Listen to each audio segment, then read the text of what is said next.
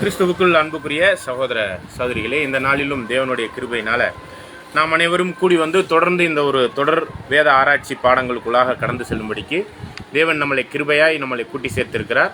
அந்த வகையில் நம்முடைய பிதாவாகிய தேவனிடத்தில் நம்முடைய ஆண்டவரும் இரட்சகருமா இருக்கிற கிறிஸ்துவின் மூலம் எல்லா துதி ஸ்தோத்திரங்களையும் நாம் ஏறெடுத்து கொண்டு இந்த நாளுக்கான பாடத்துக்குள்ளாக கடந்து செல்லலாம். இந்த நாளில் நம்ம என்ன ஒரு பாடம் பார்க்க இருக்கிறோம்னா, கடந்த பாடத்தினுடைய தொடர்ச்சி தான். சரிங்களா?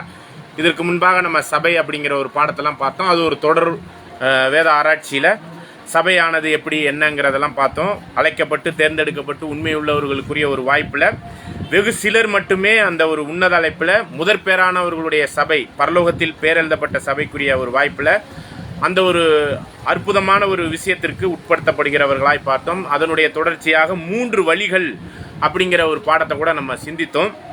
அந்த 3 வழிகள் அப்படிங்கும்போது விசாலமான பாதை அப்படிங்கும்போது அது கேட்டுக்கு போகிற பாதை, அதனுடைய தொடர்ச்சியாக ஜீவனுக்கு போகிற பாதை, கிறிஸ்துவின் மூலமாக அவரே வழியும் சத்தியம் ஜீவனுமாக இருந்து புதிதும் ஜீவனுமான ஒரு மார்க்கத்திற்குள்ளாக நம்மளை வழி நடத்துகிறார். இந்த கேட்டுக்கு போகிற வாசல் ஆதாமின் மூலம் எல்லா மனுக்குலமுமே முழு மரணத்துக்குள்ளே போனதை நம்ம அந்த ஒரு பாடத்தின் மூலமாக பார்த்தோம். கிறிஸ்துவின் மூலம் ஆதாமுக்குள் எல்லாரும் மரிக்கிறது போல கிறிஸ்துவுக்குள் எல்லாரும் உயிர்ப்பிக்கப்படுவார்கள் அப்படிங்கிற ஒரு நம்பிக்கையில் அந்த இடுக்கமான வாசல் வழியே பரலோகத்திற்குரிய ஒரு பாதையானது திறக்கப்படுது. இதை குறித்து நம்ம எபிரேயர்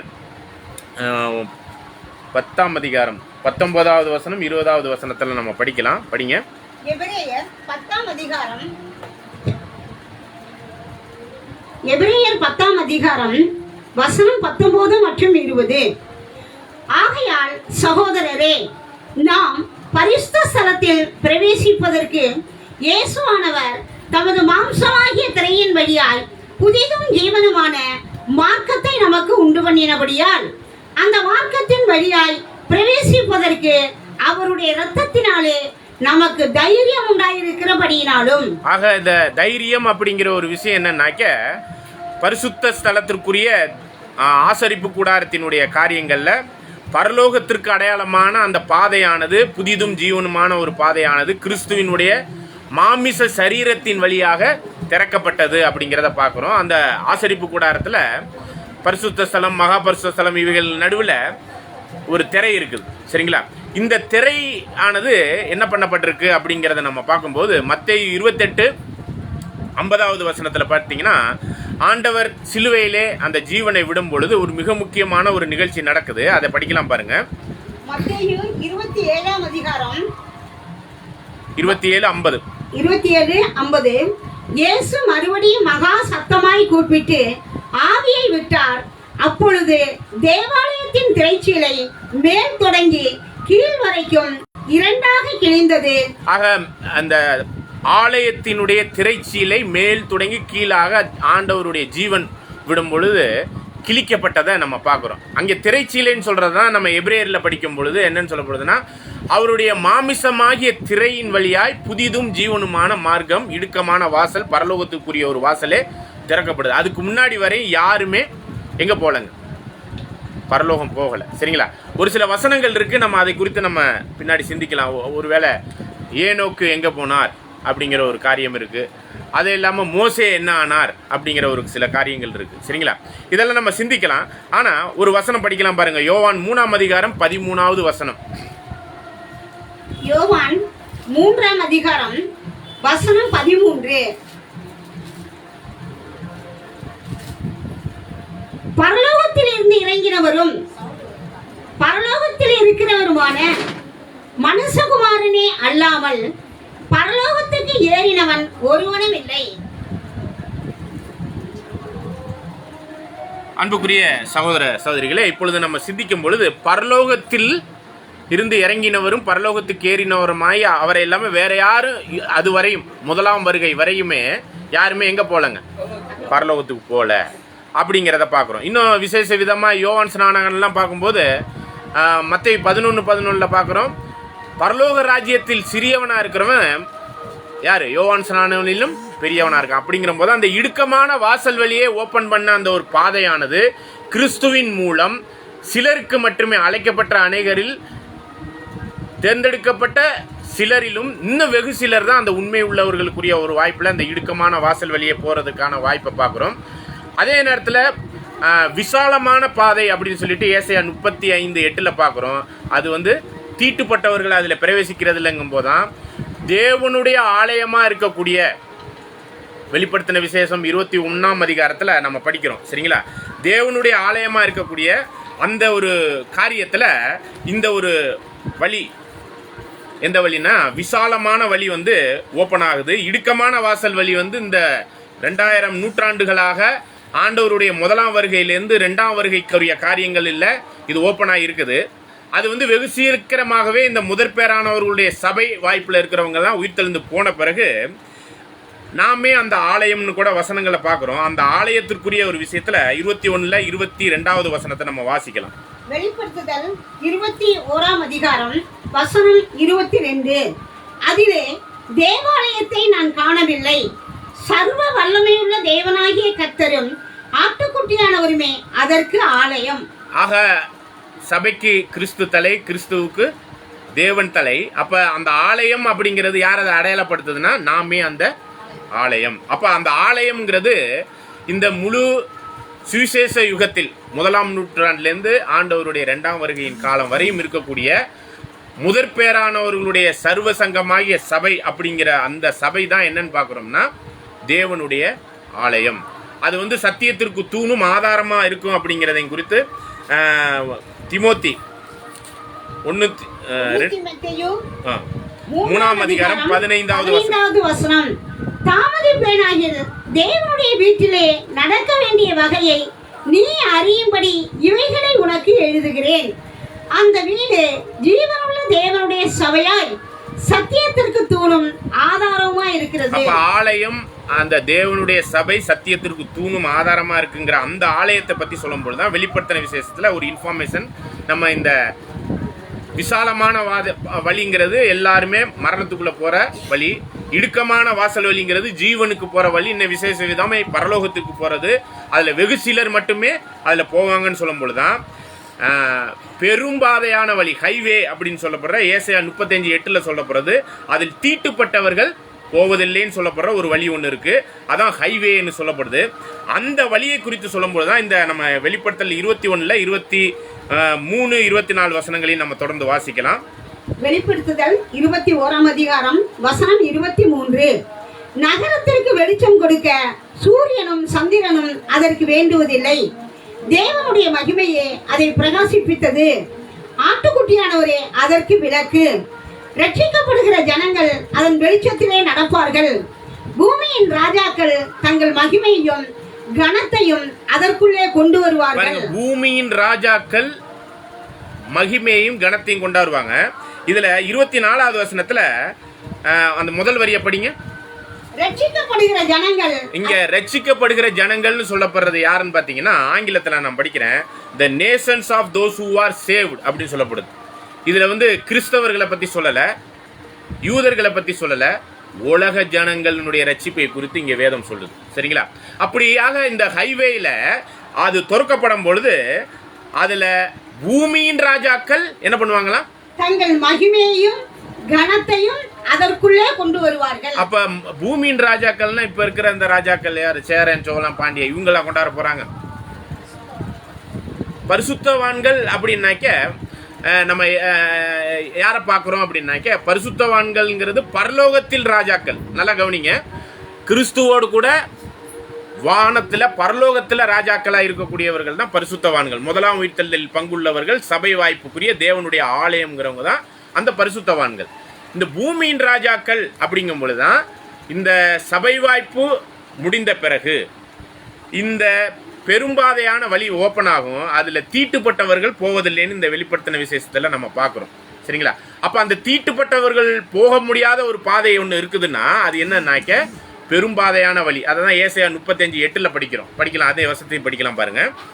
ஏசாயா 35ஆம் அதிகாரம் 8வது வசனம். அங்கே பெரும்பாதையான வழி இருக்கும், அது பரிசுத்த வழி என்னப்படும். தீட்டு உள்ளவன் அதில் நடந்து வருவதில்லை, அந்த வழியில் நடக்கிறவர்கள் பேதையராய் இருந்தாலும் திசை கெட்டு போவதில்லை. பேதையர்கள் பெரும்பாதை, பேதையர்கள். பேதைனா யாருன்னா முட்டாள், அறிவீனன் அப்படின்னு சொல்லப்படுது. பைபிளை பொறுத்தவரையிலும் முட்டாள், அறிவீனன்கிறது யாருங்க? கடவுள் இல்லை என்று சொல்லுகிறவன் மூடன், முட்டாள், அறிவீனன். அப்படிப்பட்ட பெரியார் போன்றவர்கள்லாம் அந்த வழியில வர போறாங்க. கடவுளே இல்லைன்னு சொல்றவங்களாம் அந்த வழியில வர போறாங்க. இதுதான் வேதம் சொல்லுது. கிறிஸ்தவர்கள் கடவுள் இல்லைன்னு சொல்றது இல்லை. ஆனா பேதையா இருக்கிற முட்டாள் என்னப்படும் வேதத்தில் சொல்லப்படுகிற அவர்களே என்ன பண்ண போறாங்க? பெரும்பாதையான வழியில உலக ரட்சிப்புல வரப்போறாங்க அப்படிங்கிறத சொல்லக்கூடிய ஒரு மிக முக்கியமான ஒரு விஷயம். சரிங்களா? அதை தான் நம்ம வெளிப்படுத்தின விசேஷத்துல நம்ம பார்க்கும்போது பூமியின் ராஜாக்கள் அவர்களை வழி நடத்துவாங்க அப்படின்னாக்கி யார் அந்த பூமியின் ராஜாக்கள்? பரலோகத்துல ராஜாக்கள்னா கிறிஸ்துவோடு ராஜ்யத்துல ராஜாக்களா இருக்க போறவங்க தேவனுடைய சபை இல்லைங்களா? முதற் பேரானவர்களுடைய சத்திய வசனத்தினால் ஜெனிப்பிக்கப்பட்டவர்கள் தான், அவங்க தான் பரலோகத்துல ராஜாக்கள். பூமியின் ராஜாக்கள் சொல்லும் பொழுதுதான் சங்கீதம் 45 16வது வசனத்தை படிக்கிறோம். அதுக்கு முந்தின வசனம்லாம் படிச்சீங்கன்னா சபையை பத்தி சொல்லிட்டு வரும். அதை நீங்க 10ல இருந்து படிச்சுட்டு வாங்க. படிங்க. சங்கீதம் 46 10 இருந்து 45 45 10. குமாரத்தியே கேள், நீ உன் செவியை சாய்த்து சிந்தித்துக் கொள். உன் ஜனத்தையும் உன் தகப்பன் வீட்டையும் மறந்துவிடு. அப்பொழுது ராஜா உன் அழகில் பிரியப்படுவார். அவர் உன் ஆண்டவர், ஆகையால் அவரை பணிந்து கொள். தீரு குமாரத்தி காணிக்கை கொண்டு வருவாள். ஜனங்களில் ஐஸ்வர்யவான்களும் உன் தயவை நாடி வணங்குவார்கள். ராஜகுமாரத்தி உள்ளாக பூரண மகிமை உள்ளவள். ராஜகுமாரத்தின்னு சொல்லப்படுற ராஜாவினுடைய மனவாட்டி இங்க யாருன்னு பாத்தீங்கன்னா யாருன்னு தெரியுங்களா? சபை, கிறிஸ்து என்னும் மணவாளனுக்கான சபை.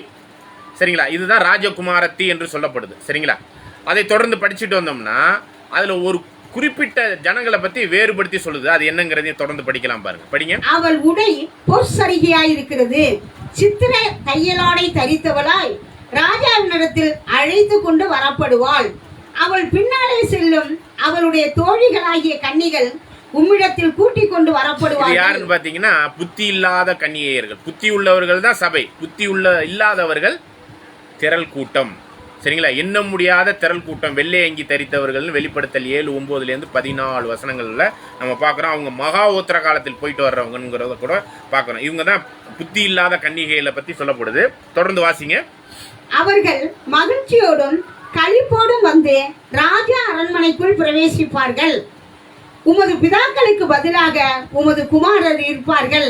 பாருங்க, இதுதான் நம்ம தேடிக்கிட்டு இருந்த வசனம். சரிங்களா? 16வது வசனம். உம்முடைய குமாரர்களுக்கு பதிலாக யார் இருப்பா? உமது பிதாக்களுக்கு பதிலாக உமது குமாரர் இருப்பார்கள்.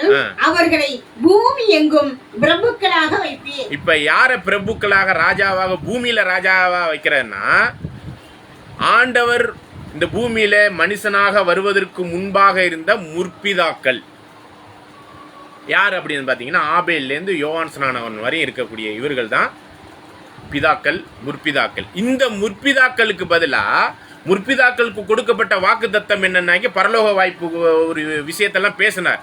ஆனா அவர்கள் அதை அடையவில்லை. இது வந்து எபிரேயர் 11 39 40 கிளியரா இருக்கு. அதுல முற்பிதாக்கள் யாருமே பரலோகத்திற்குரிய அந்த உன்னத பங்கை அடைய முடியாதவர்கள் அப்படிங்கிறது வசனம் கிளியரா இருக்கு. அப்படிங்கும் போதுதான் வாக்குத்தத்தம் பண்ணப்பட்டதை அடையாமல் போனாங்க. அவர்கள் நம்மை அல்லாமல்னா சபையை அல்லாமல் அந்த பூரணத்தை அடைய முடியாதுங்கும் போதுதான் இந்த பிதாக்களுக்கு பதிலாய் குமாரர்களாக இருக்கக்கூடிய நாம் கடைசியானோர் முதலானோர் கடைசியாகக்கூடிய அந்த வசனங்கள்லாம் இதில் தான் செட் ஆகும். அப்படி பார்க்கும்போது நாம் பரலோக வாய்ப்புக்குள்ளே போகிறோம். கிறிஸ்து முதலாம் வருகையில் வந்த பிறகு அதுக்கு முன்னாடி வரையும் பரலோக வாய்ப்பு ஓப்பன் ஆகலை. அப்போ அந்த முற்பிதாக்கள் தான் யாருன்னு பார்த்தீங்கன்னா பூமியிலே என்னவா இருக்க போகிறாங்க? பிரபுக்களாக, ராஜாக்களாக. அப்போ இந்த உயிர்த்தெழுதல் ஸ்டார்ட் ஆகும்போது அது ஒரு 4 வகையான உயிர்த்தெழுதலை குறித்து வேதம் சொல்லும் பொழுதுதான் சபை நிறைவடைந்த பிறகு அந்த பரலோகத்துக்கு போக வேண்டிய அந்த இடுக்கமான வாசல்ல போய் சேர வேண்டியங்க சேர்ந்து முடிஞ்ச பிறகு தேவனுடைய ஆலயம் அங்கே தேவனால் கிறிஸ்துவால் மகிமை அடைந்த நிலைமையில பூமியின் ஜனங்கள் எல்லாம் ரட்சிக்கப்படுவார்கள்ங்கிறதா வெளிப்படுத்தல் 21 24 படிங்க. வெளிப்படுத்துதல் 21ஆம் அதிகாரம் வசனம் 24. ரட்சிக்கப்படுகிற ஜனங்கள் அதன் வெளிச்சத்திலே நடப்பார்கள். இந்த ரட்சிக்கப்படுற ஜனங்களை பத்தி தான் ஆங்கிலத்தில் பார்க்கும்போது the nations of those who saved அப்படின்னா உலக ஜனங்கள், தேசத்தில் உள்ள ஜனங்கள் எல்லாம் ரட்சிக்கப்படுவாங்க. அதுல பேதையானாலும் அதுல திசை கெட்டு போவதில்லை. அதில் தொடர்ந்து படிச்சுட்டு வரும்போதுதான் 26வது வசனத்துல நம்ம படிச்சோம். படிங்க. உலகத்தாருடைய மகிமையும் கனத்தையும் அதற்குள்ளே கொண்டு வருவார்கள். இது கிறிஸ்தவர்களை சொல்லல, உலகத்தாருடைய கனமகிமை கூட அங்கே அந்த பெரும்பாதையான வழியில ஓப்பன் ஆகி அங்கே கிடைக்கும். ஆனா தீட்டுப்பட்டவர்கள் அதுல நுழையிறதில்ல. சரிங்களா? அது அடுத்த வசனத்தின் நம்ம படிக்கலாம் பாருங்க. தீட்டுள்ளதும் அருவருப்பையும் பொய்யையும் நடப்பிக்கிறதும் ஆகிய ஒன்றும் அதில் பிரவேசிப்பதில்லை. ஆட்டுக்குட்டியானவரின் ஜீவ புஸ்தகத்தில். ஓகே, அப்ப இதுதான் நம்ம பார்க்கும்போது அந்த தீட்டுப்பட்டவர்கள் அப்படிங்கிறது ஹைவேங்கிற பரிசுத்தமான வழியில பேதை கூட நுழைஞ்சிடும். ஆனா தீட்டுப்பட்டனா பாவத்துல 2ஆம் மரணத்துக்குரியவர்களா இருக்கக்கூடியவங்களாம் இதுல நுழைய முடியாது அப்படிங்கிறதையும் நம்ம வேத ரீதியா நம்ம பார்க்கிறோம். சரிங்களா? ஓகே, அந்த வகையில தான் நம்ம கடந்த பாடத்துல கூட ஆத்துமா அப்படிங்கிற ஒரு பாடத்தையும் நம்ம சிந்தித்தோம். அப்ப அந்த ஆத்துமா அப்படிங்கிறது என்ன அப்படின்னு பார்க்கும்பொழுதுதான் ஆத்துமா சாகுமா அழியுமா அப்படிங்கிற ஒரு கேள்வி கேட்டோம். பாவம் செய்கிற ஆத்துமா சாகும். எசேக்கியேல் 48:18 படிக்கிறோம். சரிங்களா? ஆக நம்ம கருத்தரிக்கிறதே எதுல தான் அப்படின்னு பாத்தீங்கன்னா பாவத்துல தான் கருத்தரிக்கிறோம். ஆதாம் பாவம் செய்யாம ஒரு குழந்தையை பெற்றிருந்தாப்புலன்னா அந்த குழந்தை வேணா பாவம் இல்லாத குழந்தைன்னு சொல்ல முடியும். ஆனா பாவம் வந்த பிறகுதான் முழு மனுக்குலமே வந்ததுனால பாவத்துக்குள்ளாதான் தாயே என்ன பண்றா? சங்கீதம் 51:5 பாக்குறோம். என் தாய் என்னை பாவத்திலே கருத்தரித்தாள். 2 நாளாகமும் 6:36 பாக்குறோம். பாவம் செய்ய மனுஷன் இல்லையே. அப்ப பாவத்தின் சம்பளம் மரணம். அப்ப பாவம் செய்கிற ஆத்மாவே மரிக்கும் அப்படிங்கிறது தெளிவா இருக்குது. அப்ப நம்ம கிறிஸ்தவ மதத்துல ஆத்மா சாகாது அப்படிங்கிற ஒரு கூற்ற வேதத்துக்கு ஆப்போசிட்டா போதிச்சுக்கிட்டு இருக்கிறாங்க. அதான் உண்மை. நிறைய பேர்ட்ட கேட்டீங்கன்னா ஆத்மா சாகாது, அப்ப செத்த பிறகு அலைஞ்சுக்கிட்டு இருக்கிறதெல்லாம் என்ன அப்படிங்கிற ஒரு கேள்வியெல்லாம் இருக்கிறத நம்ம கடந்த பாடத்திலே பார்த்தோம். சரிங்களா? ஓகே, அப்ப இதுலதான் நம்ம என்னன்னா ஆத்மா அழியுமா அப்படிங்கிற ஒரு கேள்வியை கூட கேட்டோம். அதுக்கு சங்கீதத்துல 22:29 ஒருவனும் தன் ஆத்மாவை அழியாதபடி அதை காக்க கூடாதே. அப்பனா அழியும், ஆத்மா அழியக்கூடிய தன்மையில இருக்குது.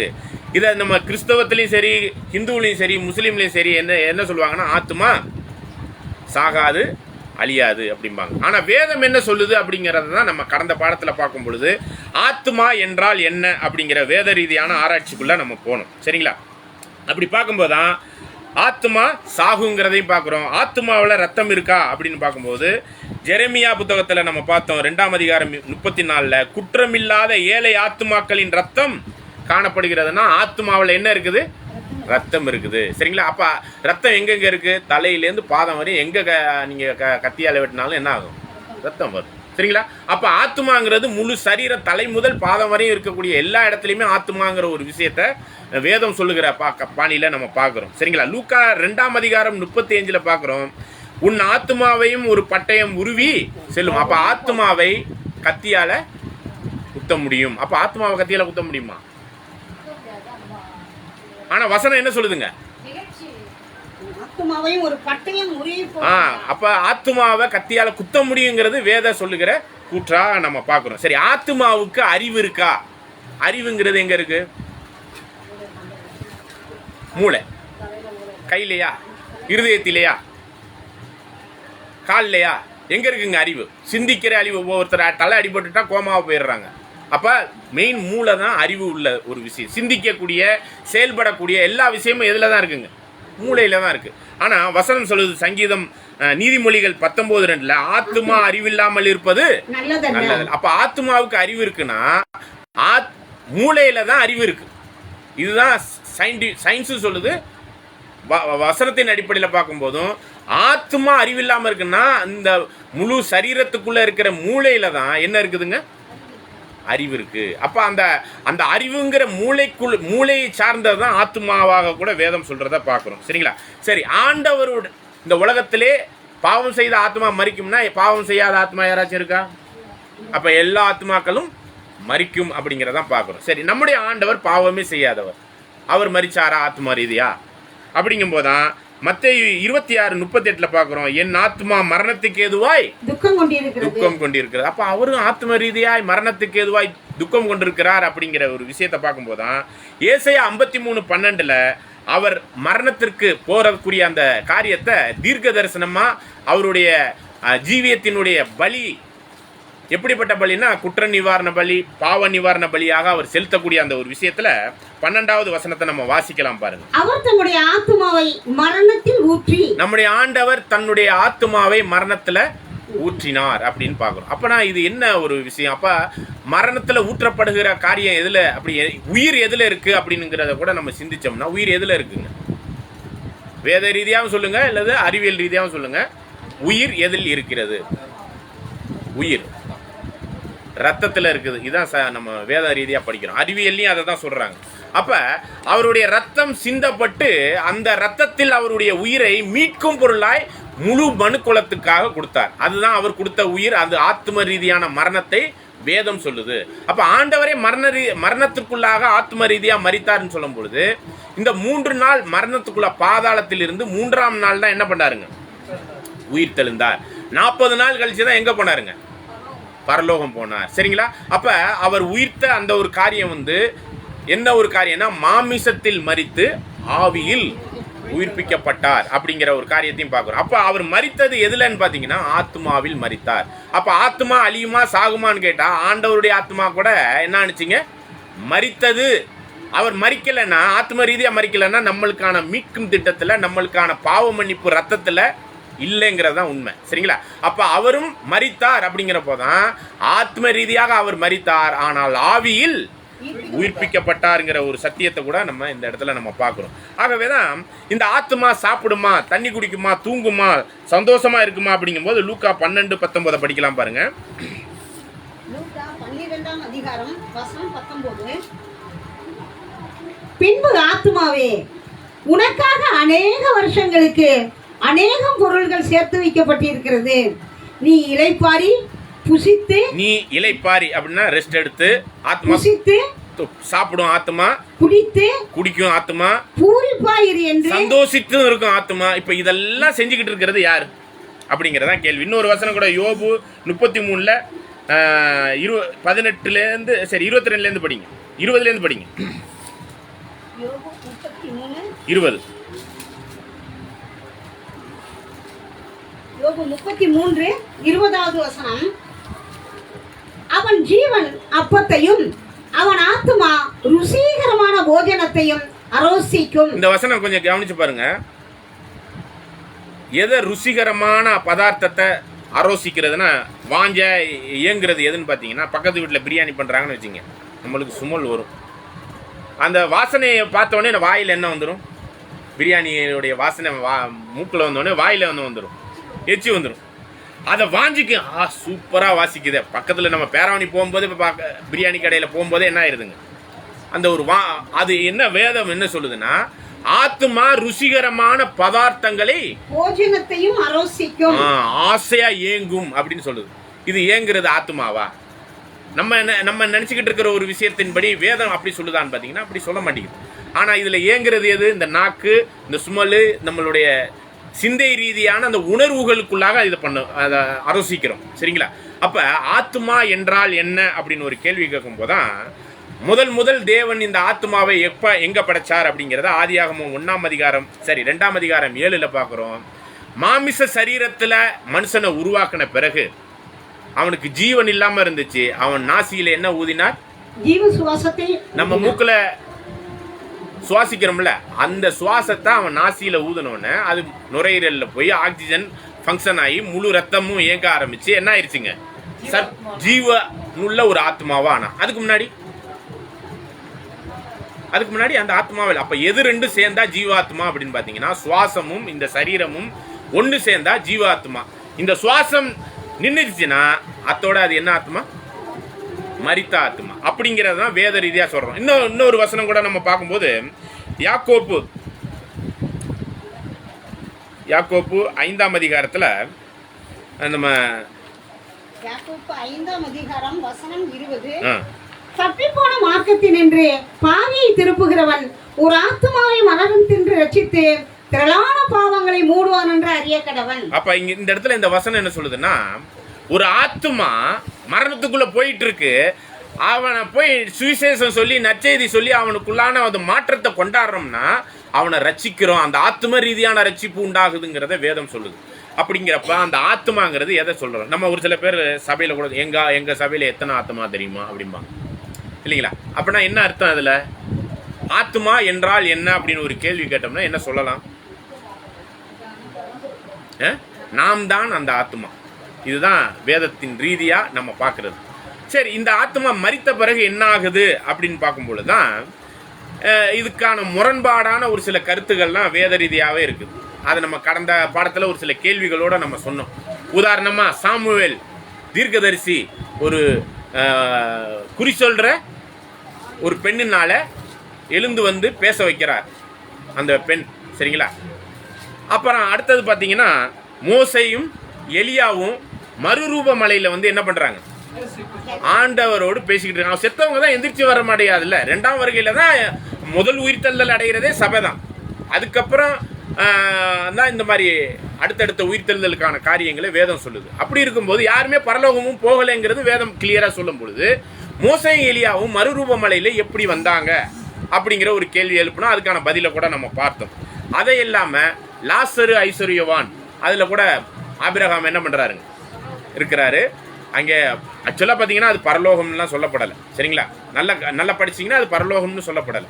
அங்கே லாசரும் சாகராப்பில் அந்த ஐஸ்வர்யவானும் சாகராப்பில் லாசர் ஐஸ்வர்யவான் பாடத்தை வந்து நம்ம அடுத்த பாடமாக பார்க்குறதுக்கு வாய்ப்பு இருந்தால் நம்ம பார்க்கலாம், சரிங்களா? அப்போ அதில் கூட ஒரு கேள்வி எழும்போது இந்த செத்தவங்களாம் எந்திரிச்சு வந்திருக்கிறாங்களே அப்படிங்கிறத தான் பார்க்குறோம், சரிங்களா? அதில் விசேஷ விதமாக இந்த மோசே எலியாவை குறித்து நம்ம கடந்த பாடத்தில் பார்க்கும்போது 2-3 கேள்விகளுக்கான பதிலாக அதில் நம்ம தேடணும். படிக்கலாம். மத்தேயு 16ஆம் அதிகாரம் 27-28 வசனம்.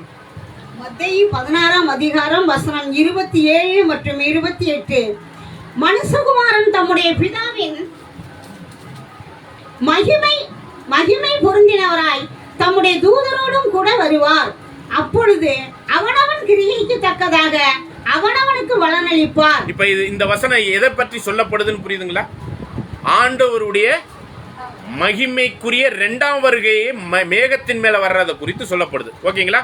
இப்ப அடுத்த ஒரு விஷயத்துல தான் ஒரு பெரிய கேள்வி இருக்கு, அதை படிக்கலாம் பாருங்க. படிங்க. இங்கே நிற்கிறவர்களில் சிலர் மனுஷகுமாரன் தம்முடைய ராஜ்யத்தில் வருவதை காணும் முன் மரணத்தை ருசி பார்ப்பது இல்லை என்று மெய்யாகவே உங்களுக்கு சொல்லுகிறேன் என்றார். இப்ப என்ன கேள்வின்னா அதுல 24வது வசனத்தை நீங்க படிச்சீங்கன்னா அங்கே நின்றுகிட்டு இருந்ததெல்லாம் யாரும் பாத்தீங்கன்னா சீசர்கள் தான், சரிங்களா? அப்ப அங்க நின்றுகிட்டு இருந்த சிலர் அப்படின்னா அந்த சீசர்கள் மத்தியில உள்ள சிலர் வந்து ஆண்டவருடைய 2ஆம் வருகையை பார்க்காம என்ன பண்ண மாட்டாங்க? மரணத்தை ருசி பார்ப்பதில்லை என்று மெய்யாகவே. அப்ப ஆண்டவர் 2ஆம் வருகையில எப்போ வருவார் என்னங்கிறதெல்லாம் நம்ம வேத ரீதியா நம்ம சிந்திக்கலாம். ஆனா இதுவரையும் நம்ம அது குறித்த நம்ம காரியத்துல பார்க்கும்போது ஆண்டவர் 2ஆம் வருகை வர்ற வரையும் இந்த சீசர்கள் உயிரோட இருப்பாங்களா? இதான் அந்த கேள்வியில வருது.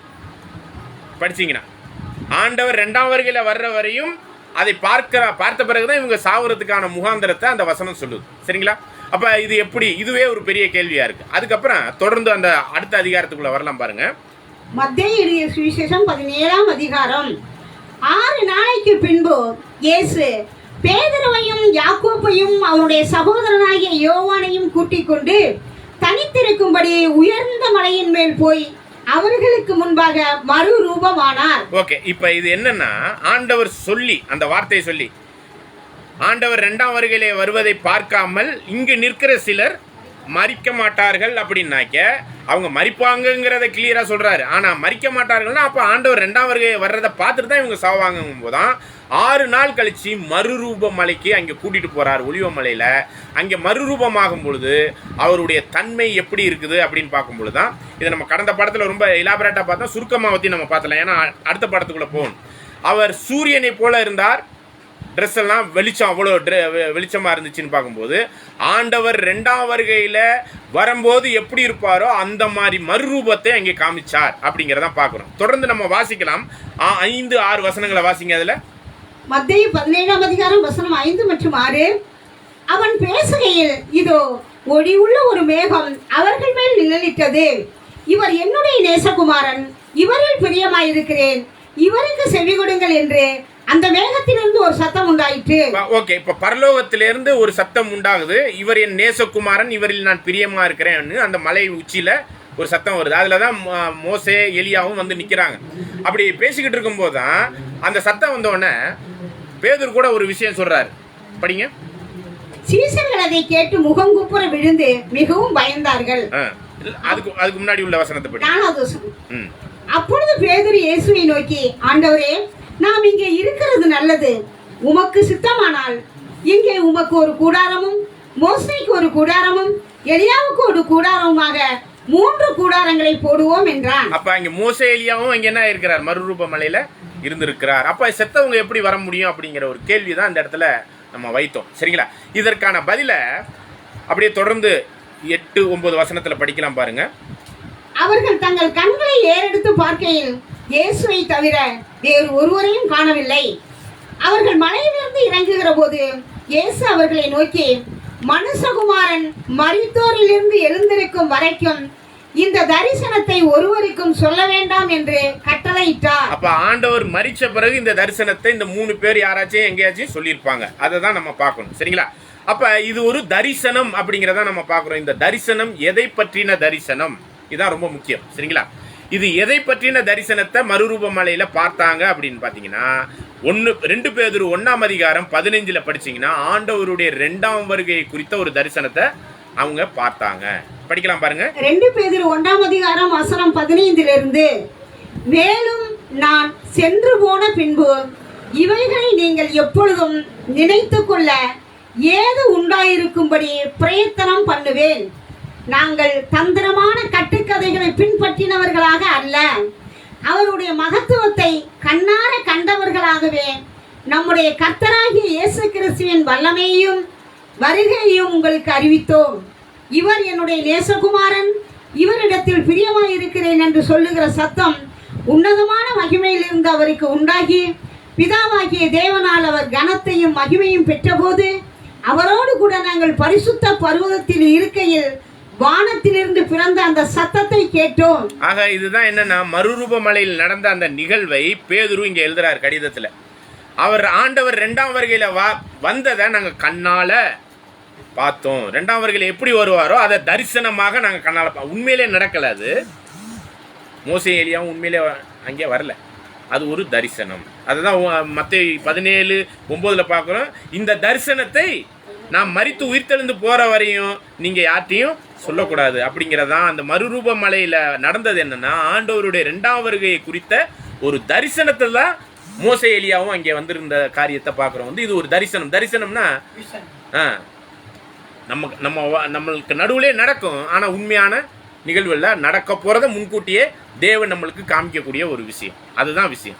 அதுதான் ஆண்டவருடைய 2ஆம் வருகை குறித்து இந்த 2 பேதுரு 1ஆம் அதிகாரம் 16-17 கிளியரா சொல்றார்.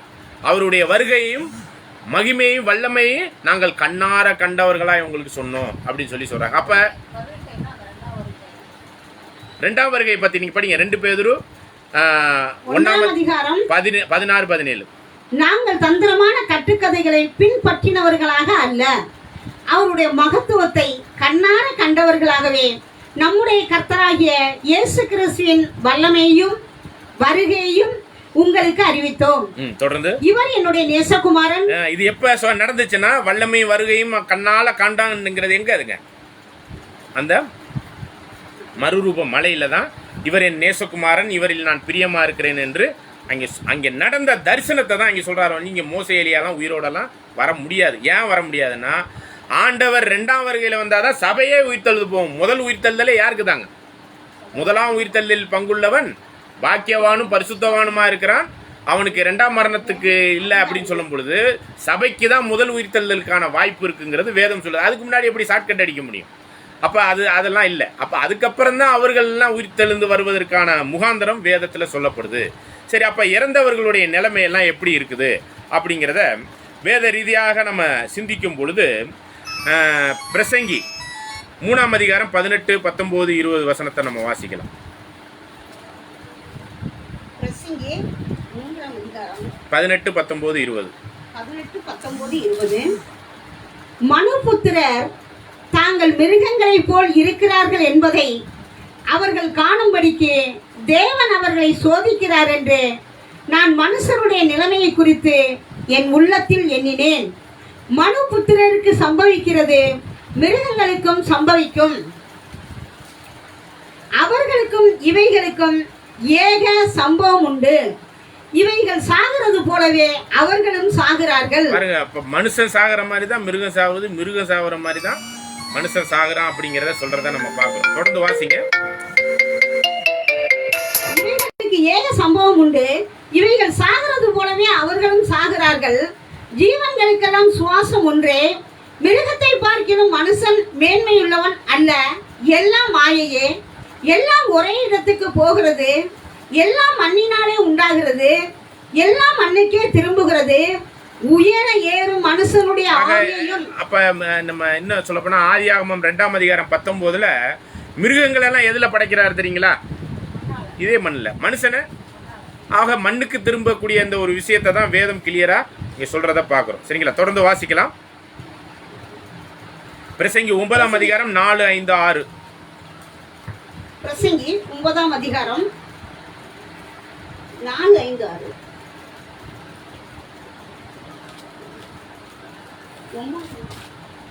பிரசங்கி 9, 4, 5, 6. இதற்கு நீங்களாய் இருக்கிறவன் யார்? உயிரோடு இருக்கிற அனைவரிடத்திலும் நம்பிக்கை உண்டு. செத்த சிங்கத்தை பார்க்கிலும் உயிருள்ள நாய் வாசி. உயிரோடு இருக்கிறவர்கள் தாங்கள் மரிப்பதை அறிவார்களே, மரித்தவர்கள் ஒன்றும் அறியார்கள். பாருங்க, இப்ப செத்தவங்க நிலைமை எல்லாம் இப்ப நம்ம நிறைய விஷயத்துல ஆத்ம ரீதியா தான் மரணம். இந்த சுவாசம் போயிடுச்சுன்னா ஆத்மாவும் மரிச்சிரும். பாவத்தின் சம்பளம் மரணங்கிறப்ப செத்த பிறகு ஆத்மாவினுடைய கண்டிஷன் என்ன அப்படிங்கும்போது இந்த இடத்துல வேதம் கிளியரா சொல்லுது, அவர்கள் ஒன்றும் அறியார்கள். அப்ப செத்தவங்க பேரை சொல்லிக்கிட்டுலாம் வர்றது யாரு? இந்த ஒரு கேள்வி இருக்கு. செத்தவங்க பேரை சொல்லிக்கலாம். நம்ம ஊர்ல நிறைய பேர் வந்துகிட்டு இருக்குது இல்லை இல்லையா? இந்த தூக்கு போட்டது, அப்புறம் அந்த புளிய மரத்தில் நிற்கிறது, ஏதோ சொல்லுவாங்க கல்லறையில் இருக்கிறது, அதுன்னு அதெல்லாம் பேரை சொல்லிக்கிட்டு வருதே. ஒவ்வொருத்தவங்க அவங்க வாழ்க்கையில் நடந்த நிகழ்வெல்லாம் சொல்லிட்டு வர்றாங்க இல்லைங்களா? இது யாரு அப்படிங்கிற கேள்வி எழும்புது. தொடர்ந்து வாசிக்கலாம் பாருங்க. இனி அவர்களுக்கு ஒரு பலனும் இல்லை, அவர்கள் பேர் முதலாய் மறக்கப்பட்டு இருக்கிறது. அவர்கள் பேர் முதலாய் மறந்து போயிருப்பாங்க. எப்படி இப்ப பேர் முதல்ல செத்தவங்க பேரே தெரியாதுன்னு வேதம் சொல்லும்போது எப்படி பேரை சொல்லிட்டு வர்றாங்க? முரண்பாடான ஒரு அதான் அது யாருன்னு கேட்கிறேன். விழுந்து போன தூதர்கள். முதல் உலகத்துல அந்த விழுந்து போன தூதர்கள் தான் மனுஷ புத்திரிகளை என்ன பண்ணாங்க? தவறான ஒரு கோணத்துல கொண்டு போய் அங்கே ராட்சச சந்ததியை உருவாக்குன அந்த விழுந்து போன தூதர்கள் தான் யார் பேரை சொல்லிட்டு வர்றாங்க? செத்தவங்க பேரை சொல்லிட்டு வர்றாங்க. ஏன்னா அவங்க எல்லாம் பார்த்துக்கிட்டு இருக்கிறாங்க என்ன நடக்குது, யார் யார் வாழ்க்கையில என்னென்ன நடக்குதுன்னு அத்தனையுமே தெரியும். அப்ப அவங்க வாழ்க்கையில நடந்த விஷயத்தெல்லாம் என்ன சொல்ல முடியும்? இந்த விழுந்து போன தூதர்கள் ஒன்லி பேரை தான் சொல்லணும். ஏன்னா சாத்தான் பொய்யனும் பொய்க்கு பிதாவும் இருக்கிறான். அந்த விழுந்து போன தூதர்களும் ஜஸ்ட் யார் பேரை சொல்லணும்? எங்க சொந்தக்கார பேரை சொல்லிட்டு எங்க வீட்டில் உள்ள யாருக்குள்ள கேஜி வந்துட்டா என்ன ஆயிடுச்சுங்க? நாங்கள் நிச்சயமாவே நம்ம என்ன பண்ணிடுவோம்? அவங்களுக்கு விருப்பமானதெல்லாம் செஞ்சு கொடுப்போம். அப்ப செத்தவங்களுடைய விஷயம்லாம் இங்க எதுவுமே நடக்கிறது இல்லை அப்படிங்கிறதான் உண்மையான கூற்றாக நம்ம பார்க்குறோம். சரிங்களா? இதுல நம்ம விசேஷ விதமா ஆண்டவர் ஒரு கனசரேத் அந்த ஒரு ஆற்றுக்கரையில் 2 பேர் என்ன ஆகிறாங்க தெரியுங்களா? ஆண்டவரை நோக்கி வர்றாங்க. அப்பையில என்ன நடந்துச்சு தெரியுங்களா? அவர்கள் மத்தியில் இருந்த அந்த ஒரு அசுத்தாவியா அவர் என்ன பண்றாருங்க? விரட்டுறாரா இல்லைங்களா? அப்படி விரட்டும் போது அவர் விரட்டினது செத்தவங்களுடைய ஆவியா அசுத்தாவி? அந்த அசுத்தாவிங்கிறது தான் யாருன்னு பார்த்தீங்கன்னா வானமண்டலத்தில் உள்ள பொல்லாத ஆவிகள் என்று சொல்லப்படுகிற தேவ தூதர்கள். தப்பாக வழிநடத்தப்பட்ட யாருங்க? தேவ தூதர்கள் தான் இந்த ஒரு வேலையை பார்த்துருக்குறாங்கிறத நம்ம பார்க்குறோம். சரி, ஓகே. அப்போ இந்த ஒரு வகையில் தான் இந்த ஒரு காரியத்தில் அதில் 6 வரை முடிஞ்சிருச்சா பிரசங்கில?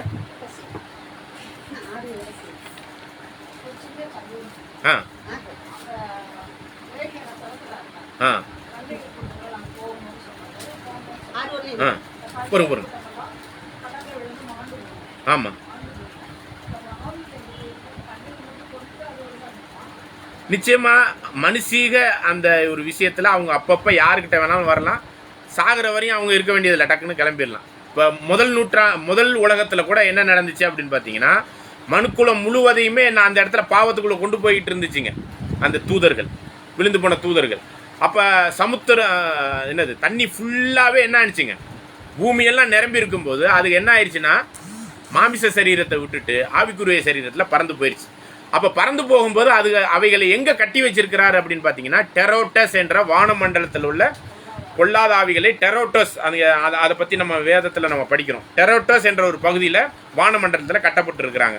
இவங்க தான் அப்பப்போ வந்து என்ன பண்ணுறாங்கன்னா, மாமிசத்தில் உள்ள மனுஷர்கள் மத்தியில் புகுந்து இந்த மாதிரியான கிரியைகள் செய்கிறாங்க. ஆனால் இதுக்கு முன்னாடி அவங்க மாமிச சரீரத்தில் வருவதற்கான அந்த தகுதியை அவர்களுக்கு கொடுத்து வச்சிருந்தார். அதனால தான் ஆதி மேன்மையை இழந்த தேவதூதர்கள் யூதா புத்தகத்தில் பார்க்குறோம். அவங்க என்ன ஒரு மேன்மையில் இருந்தாங்கன்னா, மனுஷ சரீரத்திலையும் வந்து போகலாம், ஆனால் வர முடியாத அளவுக்கு தேவன் தடுத்துட்டார். சரிங்களா? ஆனால் கபிரியேல் போன்ற தூதர்கள் என்ன பண்ணாங்க? மனுஷ சரீரத்தில் வந்து தரிசனமானார்கள். சிம்சனுடைய அப்பாவுக்கு வந்து என்ன பண்ணாருங்க? ஒரு தூதன் வந்து தரிசனமாகி போறாரு. ஆபிரகாமுடைய வாழ்க்கையில் ஆதியாகமம் 18 3 தூதர்கள் வர்றாங்க. சரிங்களா? அவங்க வந்து பீஃப் அடித்து சாப்பிட்டுட்டு போகிறாங்க. அப்போ தேவ தூதர்கள், நல்ல தூதர்களை தேவன் அந்த மாமிச சரீரத்தில் வருவதற்கு ஒரு சில பேருக்கு அனுமதி இருந்து கொண்டு தான் இருந்ததை நம்ம பார்க்குறோம். சரிங்களா? ஆனால் முதல் உலகத்தில் இந்த விழுந்து போன தூதர்களுக்கு அந்த மகிமை இருந்ததை தேவன் என்ன பண்ணிட்டாருன்னா எடுத்துட்டார். அதே சுபாவத்தில் இருக்கிறதுனால இந்த பெண்களோடு தவறாக செய்கிறது, மற்ற இந்த போதை பழக்க வழக்கம், இதெல்லாம் வந்து என்ன இப்போ மேக்சிமம் தவறு செய்கிறவங்கலாம் பாருங்கள், தண்ணி அடிக்க போகிறவங்களா இருக்கட்டும், ஒரு தவறு பெண்ணோடு தவறாக போகிறவங்களாம் நான் எப்படி இதை செஞ்சேனே தெரியலன்னு சொல்லுவாங்க. காரணம், அவர்களுடைய மைண்டை யார் கேப்சர் பண்ணி வச்சு அவங்க அந்த தவறான காரியத்துக்குள்ளே உட்படுத்தப்படுறாங்க அப்படின்னு பார்த்தீங்கன்னா, மேக்சிமம் இந்த விழுந்து போன தூதர்களுடைய ஆளுகை அதில் செயல்படுது அப்படிங்கிறதான் இதில் பார்க்குறோம். சரிங்களா?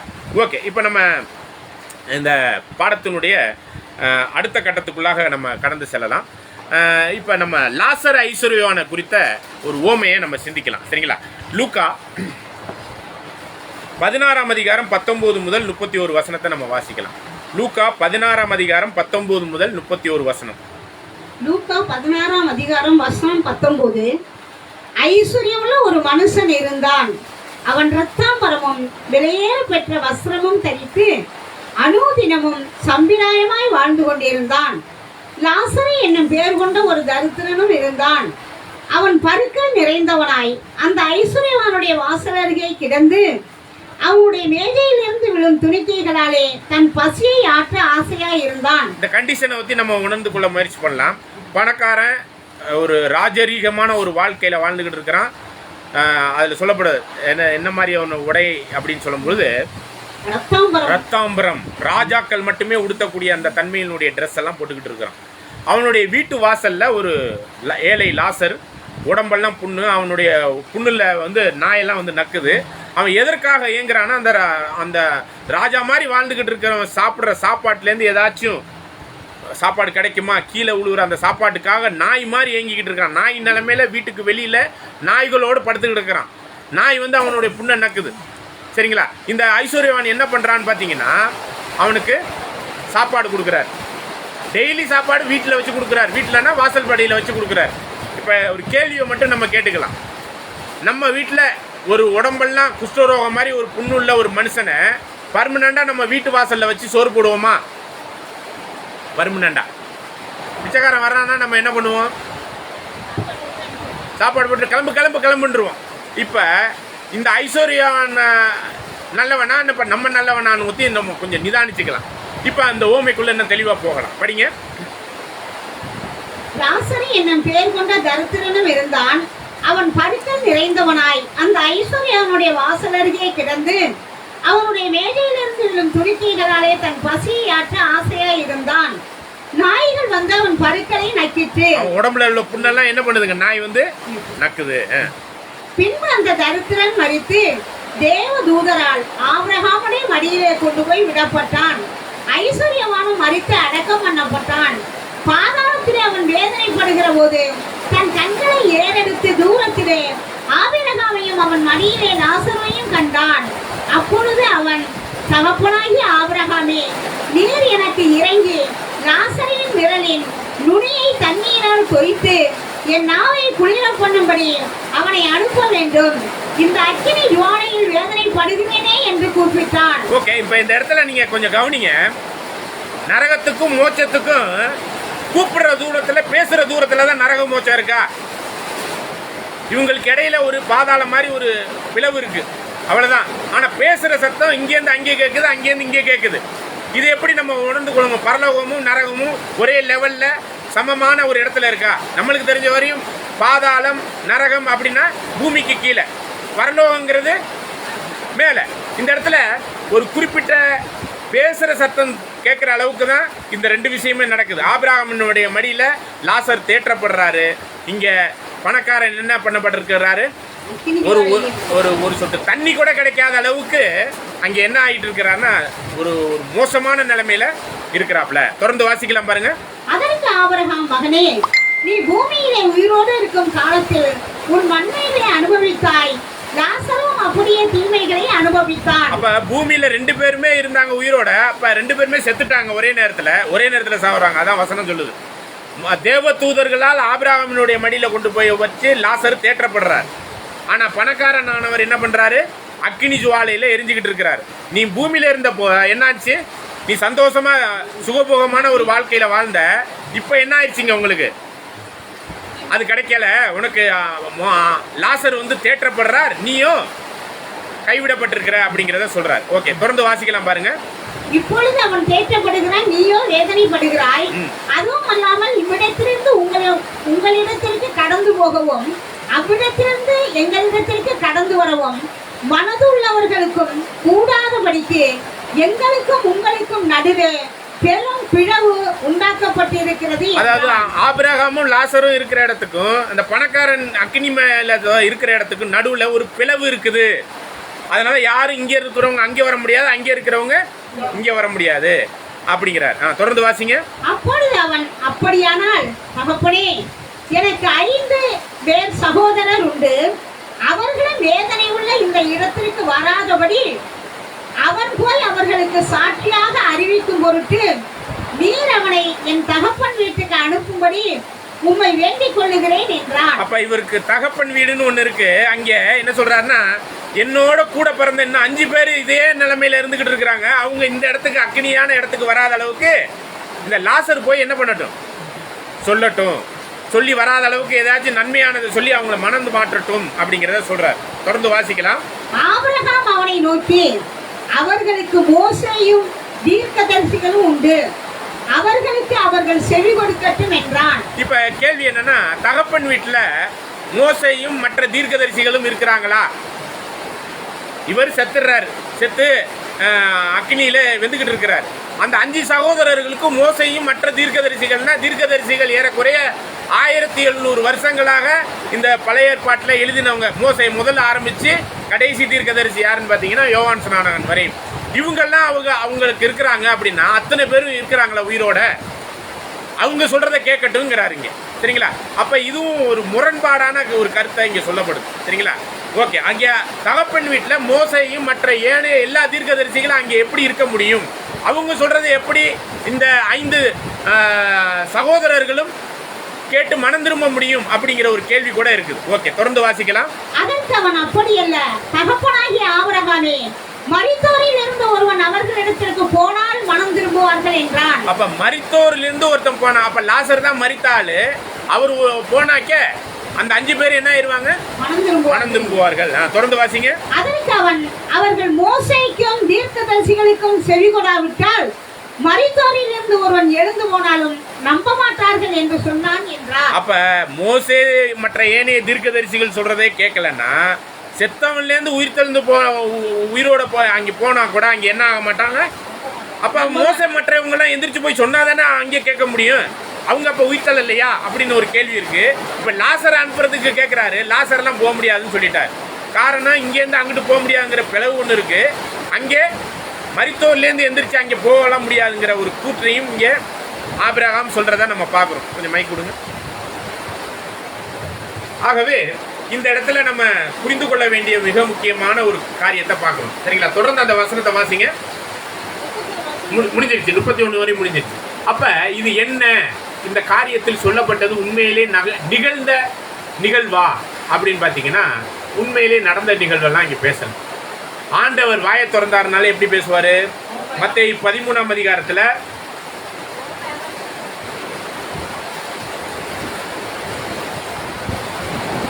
33வது வசனத்தை வாசிங்க.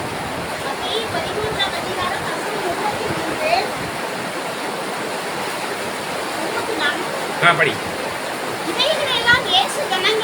இவைகள் எல்லாம் ஜனங்களோட எப்படி பேசினாரா? ஓமைகளாக பேசினார். ஓமைகளாலே அன்றி அவர்களோடு பேசல. அவங்க பேசினதெல்லாம் ஓமைனா அதுல என்ன இருக்குதுன்னு பாத்தீங்கன்னா, தொடர்ந்து வசனத்துல உலக தோற்றம் முதல் உள்ள ரகசியங்கள் அதுல இருக்குது. அப்ப அந்த ஓமையை யாருக்கு மட்டும் விலைக்கு சொன்னார் அப்படிங்கறத இதே 13ஆம் அதிகாரம் 10-11 வசனத்துல படிச்சீங்கன்னா இந்த படிங்க. அப்பொழுது சீசர்கள் வந்து ஏன் அவர்களோட ஓமைகளாக பேசுகிறீர்கள் என்று கேட்டார்கள். அவர்களுக்கு அவர் பதில் உத்தரமாக பரலோக ராஜ்யத்தின் ரகசியங்களை அறியும்படி சீசர்களாகி அவங்களுக்கு மட்டும்தான் பரலோக ராஜ்யத்தின் ரகசியமானது விலக்கி சொல்லப்பட்டதை ஒழிஞ்சு மற்றவங்களுக்குலாம் இது ஓமையாக கதையாக மட்டும்தான் இருந்துச்சு அப்படிங்கிறதா இதுல புரிஞ்சு கொள்ளணும். சரிங்களா? அப்ப இது ஒரு நடந்த நிகழ்வு அல்ல. இது ஒரு புரிந்து கொள்வதற்காக அவர் சொன்ன ஒரு கதை. ஏன்னா இங்க ஆபிரகாம், மற்ற லாசரு, மற்ற அந்த 5 பேர், மற்ற மோசே, மற்ற எல்லா தீர்க்கதரிசிகள் இதெல்லாம் பார்த்தீங்கன்னா யாரோ எங்கெங்கேயோ இருக்கிற மாதிரிலாம் இருக்குது. லாசர் போய் அங்கே சொல்ல முடியாத ஒரு சூழ்நிலையை சொல்லிக்கிட்டு இருக்கிறார். இது உயிர்த்தெழுந்த கண்டிஷன்ல உள்ள ஒரு காரியத்தை பத்தி பேசுறாரானா அது அல்ல. இது ஒரு ஓமை. இதை பரலோக ராஜ்யத்தின் ரகசியத்தை புரிந்து கொள்வதற்காக சொல்லப்பட்ட ஒரு ஓமை. எப்படி மோசே எலியா அங்கே அடையாளத்துல தீர்க்க தரிசனமா சொல்லப்பட்டுச்சோ அது மாதிரி இது வேற விதத்துல இது ஒரு ஓமையாக சொல்லப்படுது. இப்ப இந்த ஓமையை நம்ம எப்படி பார்க்கணும் அப்படிங்கும் போது இதுல நடந்திருக்கிற ஒவ்வொரு நிகழ்வுகளையும் வேத ரீதியா ஒவ்வொரு இன்சிடென்ட்டையும் நம்ம கொண்டு போய் வச்சு ஒப்பிட்டு பார்க்கணும். சரிங்களா? ஓகே. இப்ப இந்த ஐஸ்வர்யவன் யார் அப்படிங்கிறத ஒரு பார்க்கும்போது ஐஸ்வர்யவன்ல ஒரு மனுஷன் இருந்தார், லாசருங்கிறவரும் இருந்தார். அங்கே அவருடைய கொஞ்சம் உள்ள உட்காந்துக்குங்க சார், சரியா உள்ள உட்காந்து தண்ணி தெளிக்காத. ஓகே. அப்ப அந்த ஐஸ்வர்யம் உள்ள அந்த மனுஷன் யாரை அடையாளப்படுத்துறார் அப்படிங்கும்போது எரேமியா 5ஆம் அதிகாரம் 20 முதல் 27 வரை உள்ள வசனத்தை வாசிக்கலாம். எரேமியா 5ஆம் அதிகாரம் 20 முதல். இதுல ஐஸ்வர்யம் உள்ள ஒரு விஷயத்தை பத்தி ஒரு குறிப்பிட்ட ஜனங்களை பத்தி சொல்லப்பட்டிருக்கு. அது யாருங்கிறத இப்ப நீங்க தான் கண்டுபிடிச்சு சொல்லணும். படிங்க. எரேமியா 5ஆம் அதிகாரம் வசனம் 20 இருந்து நீங்கள் யாக்கோபின் வீட்டிலே அறிவித்து யூதாவிலே சொல்லி கூற வேண்டியது என்னவென்றால், இப்ப பாருங்க, யாக்கோப்பு மற்றும் யூதா அப்படின்னா யூதா 2 கோத்திரம், பெஞ்சமின், யூதா. யாக்கோப்பு அப்படின்னாக்க 12 கோத்திரம், 10 கோத்திரம், மற்ற ஏனைய 10 கோத்திரம் இல்லைங்களா? ஓகே, படிங்க.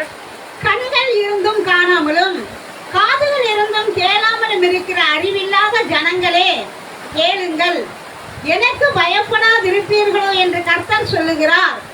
அலைகள் மோதி அடித்தாலும் மேற்கொள்ளாத படிக்கும், அவைகள் இணைந்தாலும் கடவாத படிக்கும், கடக்கக்கூடாத நித்திய பிரமாணமாக சமுத்திரத்தின் மணலை எல்லையாய் வைத்திருக்கிறவராகிய எனக்கு முன்பாக அதிராதிருப்பீர்களோ?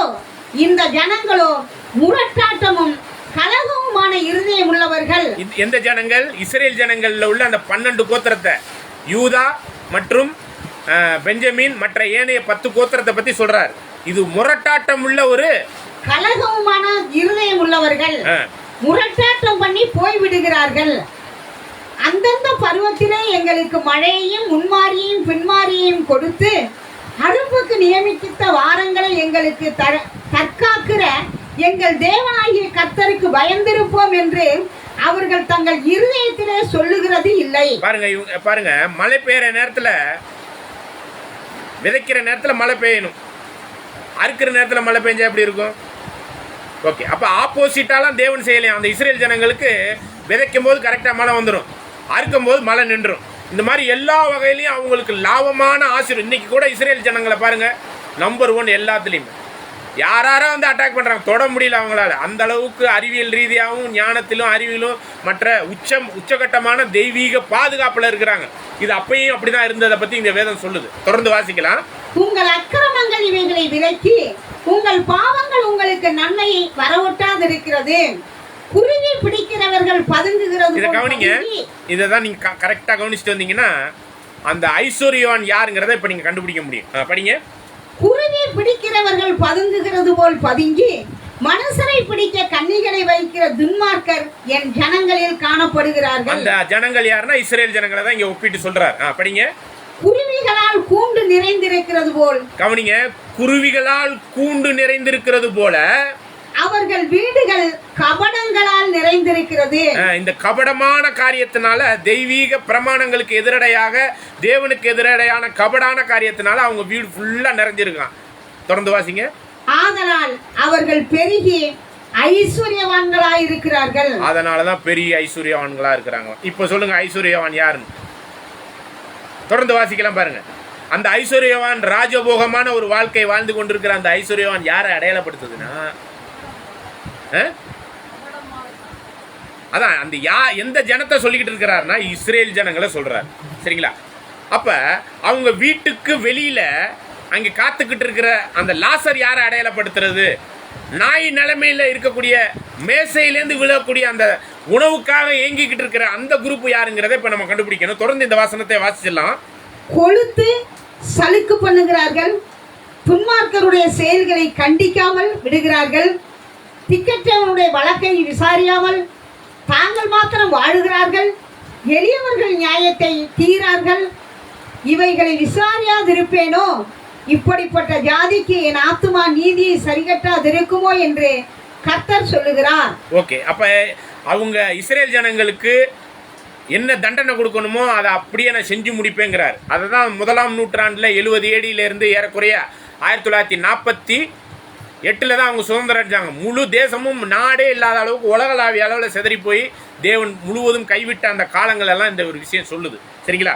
அவங்க என்ன மாதிரி சூழ்நிலைக்கு கைவிடப்பட்டார்கள்ங்கிறத சொல்லும் பொழுது இந்த ஒரு வசனங்கள்லாம் இப்படி நம்ம ஒப்பிட்டு பார்க்குறோம். தொடர்ந்து வாசிக்கலாம். திகைத்து திடுக்கிடத்தக்க காரியம் தேசத்திலே நடந்து வருகிறது.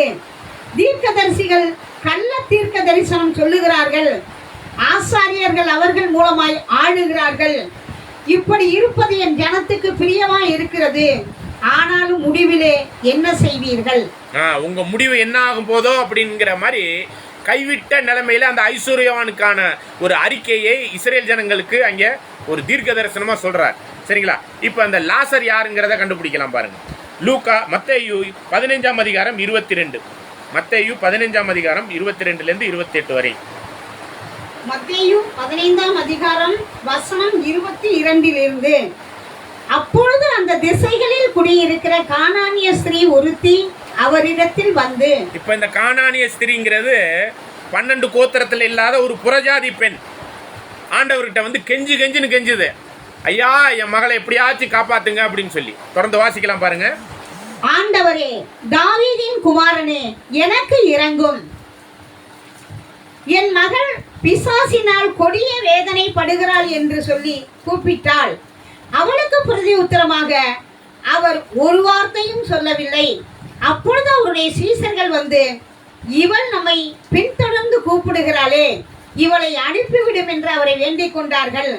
அதற்கு அவர், காணாமற் போன ஆடுகளாகிய இஸ்ரேல் வீட்டாரிடத்திற்கு அனுப்பப்பட்டேனே அன்றி மற்றபடி அல்லவென்றார். அப்ப அவர் அனுப்பப்பட்டதுக்குரிய அந்த ரட்சிப்பின் திட்டத்துல இடுக்கமான வாசலுக்குரியவர்கள் யார் மட்டும்தான் அப்படின்னு பாத்தீங்கன்னா, இந்த ஐஸ்வர்யவான்களா இருக்கக்கூடிய இஸ்ரேல் ஜனங்கள். விசேஷ விதமா இந்த யூதா கோத்திரத்துக்கிட்ட தான் வந்து அவருடைய ஊழியத்தெல்லாம் செஞ்சுக்கிட்டு இருந்தார். 10 கோத்திரத்துக்கு எப்பயோ ஒரு வாட்டி போயிட்டு வர அந்த சமாரிய ஸ்திரியை பார்க்க போனார் பாருங்க. அந்த சமாரியா பட்டணம் வந்து 10 கோத்திரத்துக்கு தலைநகரம், யூதா கோத்திரத்துக்கு ஜெருசலேம் தலைநகரம். இந்த ஜெருசலேமிலே தான் இவருடைய மேக்சிமம் ஊழியம் இருந்துச்சு. சமாரியா பட்டணத்துக்கு எப்பயாச்சும் தான் ஒரு வாட்டி போனார். அதனால தான் சொல்றார், காணாமல் போன ஆடுகளாகிய இஸ்ரேல் கோத்திரத்துக்கு தான் நான் அனுப்பப்பட்டிருக்கிறேன், புறஜாதிகளுக்காக நான் இல்லைங்கிறார். அப்ப பாருங்க, அந்த புறஜாதிகளை பத்தி வேதம் கிறிஸ்துவின் மூலம் என்ன சொல்லப்படுதுன்னு புரிஞ்சிட்டீங்கன்னா லாசர் யாருன்னு கண்டுபிடிச்சிடலாம். படிங்க. அவள் வந்து, ஆண்டவரே எனக்கு உதவி செய்யும் என்று அவனை பணிந்து கொண்டாள். அவர் அவளை நோக்கி, பிள்ளைகளின் அப்பத்தை எடுத்து நாய் குட்டிகளுக்கு போடுகிறது நல்லதல்ல என்றார். அதற்கு அவள், மெய்தான் ஆண்டவரே, ஆகிலும் நாய்க்குட்டிகள் தங்கள் எஜமான்களின் மேஜையிலிருந்து விழும் துணிக்கைகளை தின்னுமே என்றாள். இப்ப நீங்க அந்த ஓமையில உள்ள ஒரு வசனத்தை இங்க லிங்க் பண்ணி பாருங்க. 19:20 லூக்கா 16ஆம் அதிகாரம் 19:20. ஐஸ்வர்யமுள்ள ஒரு மனுஷன் இருந்தான். அவன் இரத்தாம்பரமும் நேரப்பெற்ற வஸ்திரமும் தரித்து அனுதினமும் சம்பிராயமாய் வாழ்ந்து கொண்டிருந்தான். லாசரு என்னும் பெயர் கொண்ட ஒரு தரித்திரனும் இருந்தான். அவன் பருக்கள் நிறைந்தவனாய் அந்த ஐஸ்வர்யனுடைய வாசலருகே கிடந்து அவனுடைய மேஜையிலிருந்து விடும் துணிக்கைகளாலே தன் பசியை ஆற்ற ஆசையா இருந்தான். நாய்கள் வந்து அவன் பருக்களை நக்கிட்டு. ஓகே, இந்த நிலைமை நாய் நிலைமையில ஆண்டவர் சொன்ன அந்த ஜனங்கள் யார்? இஸ்ரேல் ஜனங்களா? புறஜாதியில யார் இருக்கிறப்போ? முழு மனுக்குலத்துல இஸ்ரேலை விட்ட மற்ற எல்லாருமே புறஜாதி. ஆண்டவர் சொல்றான், பிள்ளைகளுடைய அப்பத்தை எடுத்து நாய்க்கு போடலாமா? அப்ப நாய் நிலைமையில இருந்தது யாருங்க? அந்த நாய் நிலைமையில இருந்த லாசரு அந்த மேசையிலேருந்து விழுகிற அந்த துணிக்கைக்காக தாங்க ஏங்குறாரு. சரிங்களா? இப்ப நீங்க அந்த மத்தேயுல உள்ள வசனம் நம்மளுக்கு தெளிவா புரியும். அந்த கானானிய ஸ்திரீக்குரிய அடையாளம் யாருன்னா புறஜாதிகளாகிய நாம். சரிங்களா? தொடர்ந்து வாசிங்க. லூக்கா, சரி, மத்தேயு. இயேசு அவளுக்கு பிரத்யுத்தரமாக, ஸ்ரீயே, உன் விசுவாசம் பெரிது, நீ விரும்புகிறபடி உனக்கு ஆக கடவுது என்றார். அந்நேரமே அவள் மகள் ஆரோக்கியமானாள். ஓகே, அப்ப இந்த இடத்துல ஒரே காரியம் தான் ஆண்டவர் சொல்றார், விசுவாசம் பெரிது. ஓகேங்களா? அதனால உனக்கு எல்லாமே ஆசீர்வாதமா மாறிடும்ங்கிறத சொல்லிட்டார். அப்ப இந்த ரெண்டு பேருமே யாரை அடையாளப்படுத்துறாங்கன்னு நீங்க சொன்னீங்கன்னா தான் மற்ற ஏனைய காரியங்களில் உள்ள ஒரு விஷயத்தை நம்ம ஆழமா போய் பார்க்க முடியும். இது ஒரு தீர்க்க தரிசனம். முழு இஸ்ரேலுக்கும் உலகத்துக்கும் நடந்த ஒரு தீர்க்க தரிசனத்தை பத்தி ஆண்டவர் இந்த ஓமையில பேசியிருக்கிறார். ஃபர்ஸ்ட், ஐஸ்வர்யவான் யாருன்னு சொல்லுங்க? இஸ்ரேவேல். மெயினா சொல்ல போனோம்னா யூதா. இந்த லாசர் யாரை அடையாளப்படுத்துறதா நம்ம பார்க்குறோம்? புறஜாதி. அப்ப ரெண்டு பேருமே இந்த உலகத்துல தான் இருக்கிறாங்க. ஆனா தேவன் இஸ்ரேல் ஜனங்களை மட்டும் என்ன பண்ணிக்கிட்டு இருந்தாருன்னா, விசேஷ விதமான ஆசீர்வாதத்துக்குள்ள எல்லா பாதுகாப்போடும் அவர்களை என்ன பண்ணிக்கிட்டு இருந்தாரு? செயல்படுத்திக்கிட்டு இருந்தார். அப்படிங்கிறதான் வேதம் சொல்லுகிற உண்மை. சரிங்களா? அப்ப அந்த ஆசீர்வாதத்துக்குள்ள நடத்திக்கிட்டு இருந்த இந்த சூழ்நிலையில தான் அந்த ஜனங்களை, இஸ்ரேல் ஜனங்களை பத்தி வேதம் என்ன சொல்லுதுன்னு பாத்தீங்களா? யாத்திரையாகமம் 19ஆம் அதிகாரம் 5-6 வசனத்துல, யாத்திராகமம் 19ஆம் அதிகாரம் வசனம் 5-6, இப்பொழுது நீங்கள் என் வாக்கை உள்ளபடி கேட்டு என் உடன்படிக்கையை கை கொள்வீர்களானால் சகல ஜனங்களிலும் நீங்களே எனக்கு சொந்த சம்பத்தா இருப்பீர்கள். பூமி எல்லாம் என்னுடையது. நீங்கள் எனக்கு ஆசாரிய ராஜ்யமும் பரிசுத்த ஜாதியுமாய் இருப்பீர்கள் என்று நீ இஸ்ரேல் புத்திரரோட சொல்ல வேண்டிய வார்த்தை. ஆசாரிய ராஜரீக ராஜ்யமா நான் உங்களை எல்லா வகையான செல்வாக்கிலையும் ஆசீர்வதிப்பேங்கிறத சொல்றார். உபாகமம் 4ஆம் அதிகாரம் 6 முதல் 8, ஆகையால் இவைகளை கை கொண்டு நடவுங்கள், ஜனங்களில் கண்களுக்கு முன்பாகவும் இதுவே உங்களுக்கு ஞானமும் விவேகமா இருக்கும். அவர்கள் இந்த கட்டளைகளெல்லாம் கேட்டு இந்த பெரிய ஜாதியே ஞானமும் விவேகமும் உள்ள ஜனங்கள் என்பார்கள். நம்முடைய தேவனாகிய கர்த்தர் நாம் தொழுது கொள்ளும் போதெல்லாம் அவர் நமக்கு சமீபமாய் இருக்கிறது போல தேவனை இவ்வளவு சமீபமாய் பெற்றிருக்கிற வேறு பெரிய ஜாதி எது? இந்நாளில் நாம் உங்களுக்கு விதிக்கிற இந்த நியாயப்பிரமாணங்கள் எல்லாம் முழுவதையும் ஒத்த இவ்வளவு நீதியான கட்டளைகளையும் நியாயங்களையும் பெற்றிருக்கிற வேற பெரிய ஜாதி எது அப்படின்னு சொல்லி இந்த இடத்துல பேசுறார். அதிலே 11ஆவது வசனத்தையும் வாசிங்க. நீங்கள் சேர்ந்து வந்து 33 அக்கினியின் நடுவிலிருந்து பேசுகிற தேவனுடைய சத்தத்தை நீ கேட்டது போல யாதொரு ஜனமாவது கேட்டதும் உயிரோடு இருந்ததும் உண்டோ? அப்ப இந்த முழு மனுக்குலத்திலே இஸ்ரேல் ஜனங்கள் கிட்ட தேவன் வந்து எப்படி அவங்களோட உறவாடிக்கிட்டு இருந்தார் அப்படிங்கிறத இந்த வசனங்கள்லாம் சொல்றத பார்க்குறோம். அதே நேரத்தில் அவங்க பின்வாங்கி இருதய கடினத்தில் ரொம்ப மோசமான செயல்பாடுகள்லாம் நியாயப்பிரமாணத்துக்கு ஆப்போசிட்டாக செய்யும் பொழுது ஆமோஸ் 3ஆம் அதிகாரம் 2வது வசனத்தில், பூமியின் எல்லா வம்சங்களிலும் உங்களை மாத்திரம் அறிந்து கொண்டேன் அப்படிங்கிறார். ஆகையால் உங்களுடைய எல்லா அக்கிரமங்களிலும் உங்களை தண்டிப்பேன் அப்படிங்கிறார். மற்ற எந்த ஜனத்தையுமே அவர் அவ்வளோ பாதுகாப்போடு, நீங்கள் எகிப்திலேருந்து பாதுகாத்து வந்த சூழ்நிலையை பாருங்க, மற்ற ஏனைய எல்லா ராஜ்யங்களையும் நம்பர் 1 கொண்டாந்து வச்சு செயல்பட்ட காரியங்கள்லாம் பார்த்தீங்கன்னா அவங்கள பாதுகாத்த மாதிரி, அவங்கள ஐஸ்வர்யமாக வச்சது மாதிரி வேற எந்த ஜனத்தையுமே வைக்கல. நான் சொல்றது 1 நூற்றாண்டுக்கு முன்னாடி வரையும். ஆக அதுக்கு தகுந்த மாதிரி உங்களை தண்டிக்காம விட மாட்டேன்னு சொல்லிட்டு 1800 வருஷம் அந்த தேசத்துல ஒருத்தன் கூட குடியிருக்காத அளவுக்கு கைவிட்டுட்டார். அந்த மாதிரி நிலைமையில அதை செஞ்சதை பார்க்குறோம். சரிங்களா? ஆனா ஆண்டவருடைய மரணத்துக்கு அப்புறம் எந்த வேறுபாடும் இல்லாம யூதன் என்றும் இல்லை, கிரேக்கன் என்றும் இல்லைன்னு சமநிலையான ஒரு விஷயத்தை கொண்டாந்துட்டார். சரிங்களா? ரோமர் 3ஆம் அதிகாரம் 1வது வசனம், யூதனுடைய மேன்மை என்ன, விருத்த சேதத்தினாலே புரஜாதிகள் பிரயோஜனம் என்ன அப்படிங்கிறத பார்க்குறோம். சரிங்களா? இன்னொரு முக்கியமான ஒரு வசனம் படிக்கலாம் பாருங்க. ரோமர் 9ஆம் அதிகாரம் 4-5 வசனம். ரோமர் 9:4-5.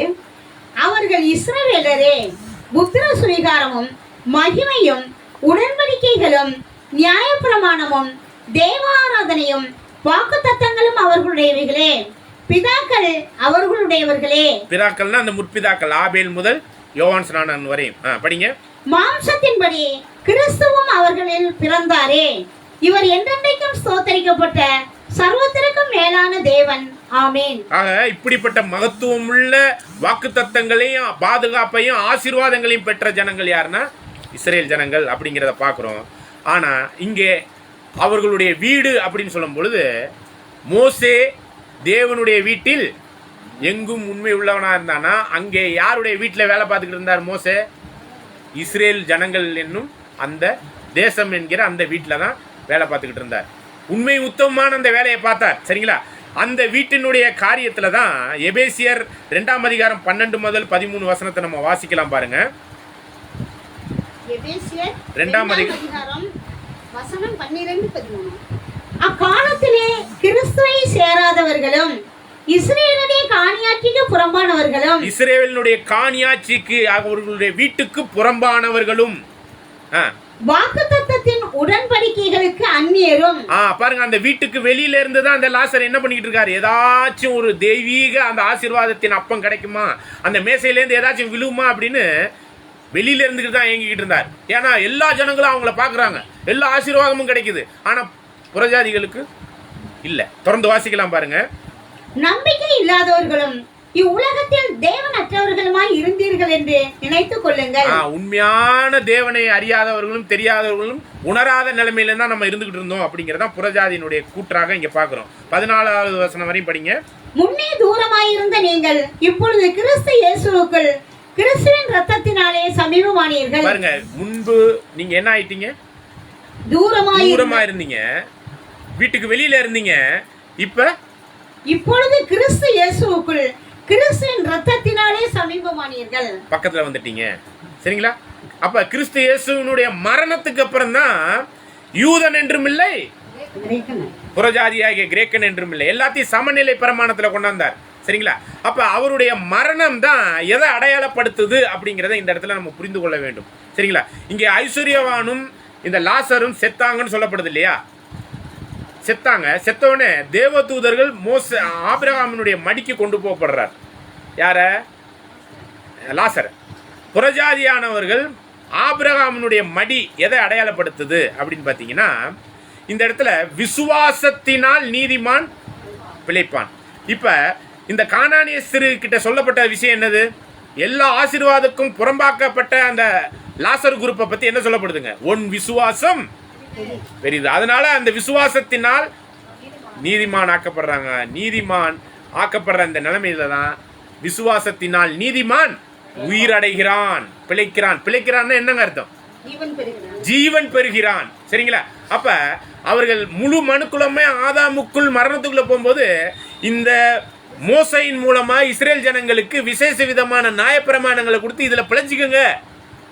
இந்த நியாயப்பிரமாண அவருடைய வசனத்தினாலே, மனுஷன் அப்பத்தினால் அல்ல, தேவனுடைய வாயிலிருந்து வந்திருக்கிற இந்த நியாயப்பிரமாண சத்தியங்களுக்குள்ளாக, வசனத்துக்குள்ளாக நீங்க பிழைச்சு கொள்ளுங்கன்னு சொன்னாங்க. யாருமே அதை கடைபிடிக்கல.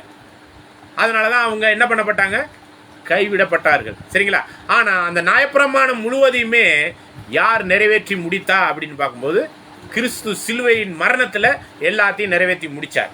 அப்படி முடிக்கும் போதுதான் புறஜாதியா இருந்த இந்த லாசரு எங்க கொண்டாடப்படுறாருன்னா ஆபிரகாமினுடைய மடியில தேற்றப்படுகிறான் அப்படின்னு தான் வசனம் இருக்கு.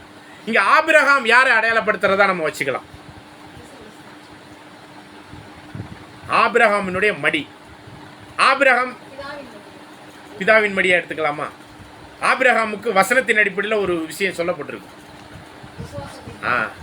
விசுவாசத்தினால் நீதிமான் தேற்றப்படுகிற ஒரு மடி, ஆறுதலின் மடி எதுன்னா ஆபிரகாமினுடைய மடி. சரிங்களா? அப்ப இந்த விசுவாசத்தினால தான் இந்த முழு கிறிஸ்தவமே இயங்குது. அதுல கிறிஸ்துக்குள்ளாக விசுவாசத்தினால ஆபிரகாமினுடைய தேற்றப்படுகிற இடம் வந்து பரலோகத்தை சொல்லல, இதே பூமியில தான். ஆக ரெண்டு பேரும், அதாவது உலக ஜனங்களும் சரி, அதே மாதிரி இஸ்ரேல் ஜனங்கள்ல உள்ள யூதா கோத்திரத்தின் அந்த ஜனங்களும் சரி, எல்லாருமே மரித்த ஒரு இடம் எதுன்னு பார்த்தீங்கன்னா, படிக்கலாம். ரோமர் 6ஆம் அதிகாரம் 1, 2, 3, 4. ரோமர் 6ஆம் அதிகாரம் வசனம் 1 மற்றும் 2. ஆகையால் என்ன சொல்லுவோம்? கிருபை பெருகும்படிக்கு பாவத்திலே நிலை நிற்கலாம் என்று சொல்லுவோமா? கூடாதே. பாவத்துக்கு மரித்த நாம் இனி அதிலே எப்படி பிழைப்போம்? பாவத்துக்கு மரித்த நாம் இனி அதிலே எப்படி பிழைப்போம்? கிறிஸ்து இயேசுவுக்குள்ளாக ஞானஸ்நானம் பெற்ற நாம் அனைவரும் அவருடைய மரணத்துக்குள்ளாக ஞானஸ்நானம் பெற்றதை அறியாமல் இருக்கிறீர்களா? அவருடைய மரணத்துக்குள்ள நாம் அந்த தண்ணீருக்குள்ள போயிட்டு வர்றதுங்கிறது என்னன்னா நம்மளுடைய மரணத்தை குறிக்குதான். அவருடைய மரணத்துல நம்ம போய் ஜாயின் பண்றதுக்கு ஒரு அடையாளம். ஆக்சுவலா பாத்தீங்கன்னா பேர் கிறிஸ்தவ மார்க்கத்துல எல்லாம் எல்லா சபைகள்லயும் அப்படியே மல்லக்கா வச்சு அப்படி தண்ணியில உள்ளரிக்க அமுத்தி வெளியெடுப்பாங்க. அது என்ன அடையாளம்னா ஒரு மரண அடக்க ஆராதனை. அது எதுங்க? எது? ஞானஸ்தானங்கிறது. தண்ணி தெளிக்கிறதெல்லாம் இல்லை, தலையில தண்ணி ஊத்துறதெல்லாம் இல்லை. இது ஒரு அடக்க ஆராதனை. அதை தான் சொல்றாரு, நீங்க ஆண்டவருடைய மரணத்துக்குள்ளாக நீங்க என்ன பண்ணப்படுறீங்க? ஞானஸ்நானம் பெற்றதை அறியாதிருக்கிறீர்களா? தொடர்ந்து வாசிங்க. மேலும் பிதாவின் மகிமையினாலே கிறிஸ்து மரித்தோரிலிருந்து எழுப்பப்பட்டது போல நாமும் புதிதான ஜீவன் உள்ளவர்களாய் நடந்து கொள்ளும்படிக்கு அவருடைய மரணத்திற்குள்ளாக்கும் ஞான ஸ்நானத்திலே கிறிஸ்துவுடனே கூட அடக்கம் பண்ணப்பட்டோம். அப்ப அதனால அந்த அடக்க ஆராதனைக்குரிய தண்ணிக்குள்ள போயிட்டு வெளியே வர்றதுங்கிறப்ப கிறிஸ்து எந்திரிச்சு உயிர் தெழுந்துட்டார் இல்லையா? அப்ப நம்மளும் உயிரடைஞ்சிட்டோம். எதன் அடிப்படைனா விசுவாசம் என்னும் ஆபிரகாமினுடைய மடியை அடையாளப்படுத்துது. சரிங்களா? விசுவாசத்தினால் நீதிமான் உயிரடைகிறான், பிழைக்கிறான் அப்படிங்கிறதான். ஆனா இதே இஸ்ரேல் ஜனங்கள் கிறிஸ்துக்குள்ளான மரணத்துக்குள்ளாக அவங்க அடக்கம் பண்ணப்படுறாங்களான்னு பாத்தீங்கன்னா, ஆதாமுக்குள் மரணத்துக்குள்ள போறாங்க.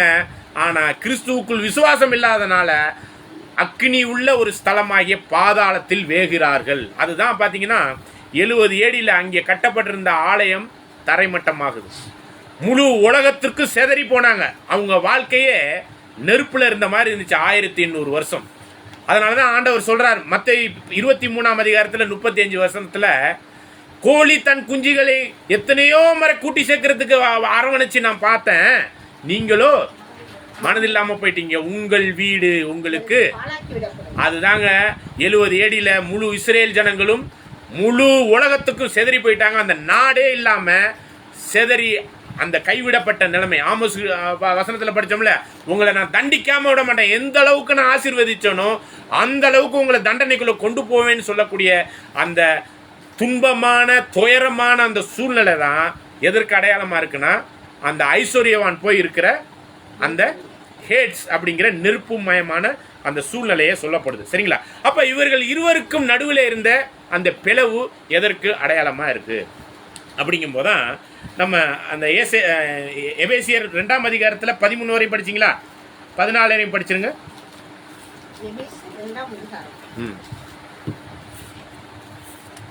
எப்படி எனில் அவரே நம்முடைய சமாதான காரணராகிய இரு தரத்தாரையும் ஒன்றாக்கி பகையாக நின்ற பிரிவினையாகிய நடுச்சுவரை தகர்த்து சட்டதிட்டங்களாகிய நியாயப்பிரமாணத்தை தம்முடைய மாம்சத்தினாலே ஒழித்து இரு திறத்தாரையும் தமக்குள்ளாக ஒரே புதிய மனுஷனாக சிருஷ்டித்து இப்படி சமாதானம் பண்ணி பகையை சிலுவையினால் கொன்று அதனாலே இரு திறத்தாரையும் ஒரே சரீரமாக தேவனுக்கு ஒப்புரவாக்கினார். அப்ப இந்த இடத்துல பாத்தீங்கன்னா நியாயப்பிரமாணம் அப்படிங்கிற ஒரு விஷயத்தை கிறிஸ்து சிலுவையில அரைஞ்சிட்டு என்ன பண்ணிட்டாருன்னு பாத்தீங்கன்னா, இருதரத்தாருக்கும் ஒரே சமநிலை பிரமாணத்துல பரலோக வாய்ப்பை ஓபன் பண்ணிட்டார். அதுல யூதன் என்றும் இல்லை, புறஜாதி என்றும் இல்லைன்னு கொண்டு வந்துட்டார். சரிங்களா? அப்படி இருக்கும்போது இன்னைக்கு வரையும் யூதர்கள் இஸ்ரேலர்கள் எதை பிடிச்சிக்கிட்டு இருக்கிறாங்க? ஆண்டவரை பிடிச்சிருக்கிறாங்களா? ஆண்டவரை விசுவாசிக்கிறாங்களா? அவங்க எதை பிடிச்சிக்கிட்டு இருக்கிறாங்க தெரியுங்களா? உடைச்சி எறிந்த நியாயப்பிரமாணம் என்னும் அந்த சுவரை பிடிச்சிக்கிட்டு அதை அதிலே இருக்கிறதுனால இவங்க அங்கேருந்து இங்கிட்டு வர முடியாது. அந்த பிளவு என்ன ஆயிடுச்சுன்னா நியாயப்பிரமாணத்தை அவங்க பிடிச்சிக்கிட்டு இருக்காங்க. நம்ம கிறிஸ்துவுக்குள்ளான விசுவாசத்தில் வந்ததுனால இளைப்பாறுதலுக்குள்ள போயிட்டோம். சந்தோஷம், சமாதானம், சத்தியத்தில், வேதத்தில், நீதியில், அவருடைய கிறிஸ்துவின் பேரில் வைக்கக்கூடிய விசுவாசத்தினால.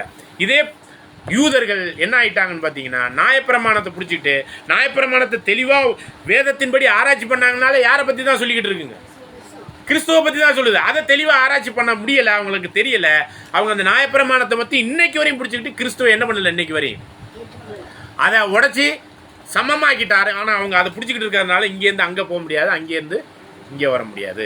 சரிங்களா? அப்போ இந்த இடத்துக்கு மற்ற ஏனைய 5 பேரும் வராத அளவுக்கு இந்த லாசரை தான் அனுப்ப சொல்றாரு. லாசர் போய் அங்கே சொல்லட்டுமேன்னு. அப்போ யாரை போய் அந்த 5 பேருக்கு சொல்லணும், அந்த 5 பேர் யாரை அடையாளப்படுத்துதுங்கிறத சொல்லி இந்த பாடத்தை நம்ம நிறைவு பண்ணிடலாம். சரிங்களா? இப்போ என்ன ஒரு விஷயம்னு பார்த்தீங்கன்னா, இந்த ஐஸ்வர்யவான் ஒருத்தர், அவரோட கூட பிறந்தவர் மொத்தம் எத்தனை பேரா இங்கே சொல்லப்படுது? ஐஸ்வர்யவான் ஒருத்தர், அவர் இல்லாமல் இன்னும் எத்தனை பேர்? 5 பேர் இருக்கிறாங்க. மொத்தம் 6 பேர். சரிங்களா? இப்போ இந்த 6 பேர் அப்படிங்கிற ஒரு விஷயத்தில் இதை நம்ம எப்படி புரிஞ்சுக்கிறது? கோத்திரமோ 12, இவங்களோ ஐஸ்வர்யவான் ஒருத்தர், அவரோட கூட பிறந்தவங்க 5 பேர். இதை எப்படி நம்ம புரிஞ்சுக்கிறது? படிக்கலாம் பாருங்க. ஆதியாகமம் 47:1-2 வசனம். ஆதியாகமம் 47 அதிகாரம் வசனம் 1 மற்றும் 2. யோசேப்பு பார்வோனிடத்தில் போய், என் தகப்பனும் என் சகோதரரும் தங்கள் ஆடு மாடுகளோடும் தங்களுக்கு உண்டான எல்லாவற்றோடும் கூட கானான் தேசத்திலிருந்து வந்தார்கள். இப்பொழுது கோசேன் நாட்டில் இருக்கிறார்கள் என்று சொல்லி தன் சகோதரரில் 5 பேரை பார்வோனுக்கு முன்பாக கொண்டு போய் நிறுத்தினான். ஓகே, இப்போ இது என்ன நீங்க புரிஞ்சு கொள்ளணும் அப்படின்னு பார்த்தீங்கன்னா, தேவன் எந்த ஒரு விஷயத்துக்கும் அட்லீஸ்ட் 2 சாட்சி கேட்பார். அப்ப இதுல என்ன அப்படின்னு பார்த்தீங்கன்னா, இங்க பார்வோனுக்கு முன்னதாக 12 பேர் போய் நிக்கணும்ல. ஆனா அவர் என்ன கொண்டு போய் நிக்கிறாரு? இவரோட சேர்த்து 5 பேர். அப்படின்னா 5 + 1 6. 6ங்கிறது எதை அடையாளப்படுத்துது? 12 கோத்திரத்தையும் அடையாளப்படுத்துது. புரியுதா இல்லைங்களா? அதாவது யோசேப்பு போறார், அவரோட 5 சகோதரர்களையும் கூட்டிட்டு போறார். ஆனா மொத்தம் எத்தனை பேருங்க? 12. 12க்கு 6 தான் கொண்டு போறார் இவரோட சேர்த்து. சரிங்களா? இது எப்பயுமே இஸ்ரேலினுடைய எந்த ஒரு காரியத்திலையும் இந்த யூதா கோத்திரத்துல அலைடா சேர்ந்த ஒரு கோத்திரம் எதுன்னு பார்த்தீங்கன்னா பெஞ்சமின். மற்ற 10 கோத்திரம் என்ன பண்ணிருச்சு? சமாரியாவை தலைநகராக கொண்டு அது தனியாக பிரிஞ்சு போயிடுச்சு. சரிங்களா?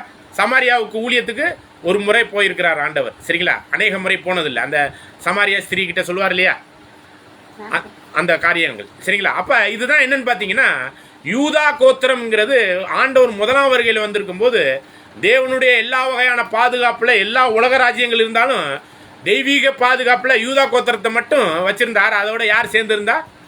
பெஞ்சமின். அதான் அந்த ஐஸ்வர்யவானை குறிக்குது. ஆனால் அந்த 10 கோத்திரமும் மற்ற ஏனைய உலக ஜனங்களோடு கலந்துட்டதுனால அவர்கள் சமாரியாவை தலைநகராக கொண்டு மிக்ஸ்டு கோத்திரமாக இருந்தாங்க. அதை தான் என்னன்னு சொல்கிறாருன்னா 5 பேருக்கு அடையாளமாக சொல்கிறார். அப்போ 5 + இந்த ஐஸ்வர்யவான் எத்தனை பேருங்க? 6. 6னாலே என்ன அடையாளத்தை சொல்லுதுங்க? கோத்திரத்தை பொறுத்த மட்டும் 2 சொல்லும். அதை தான் நம்ம இங்கே ஆதியாகமம் பார்க்கும் பொழுது ஒரு கோத்திரம்னாலே, யூதா கோத்திரம்னாலே அதில் யார் சேர்ந்துருப்பா? பெஞ்சமின். அப்போ அந்த 5 கோத்திரம்னு சொன்னால் மொத்தம் 10 கோத்திரத்தை அடையாளப்படுத்துதுங்கிறத பார்க்குறோம். சரிங்களா? இப்போ இந்த இடத்துல இந்த மரித்தவன் போய் சொல்லணும் அப்படிங்கிறது எதை எக்ஸாக்டாக அடையாளப்படுத்துது அப்படிங்கிறத இதே லூக்கா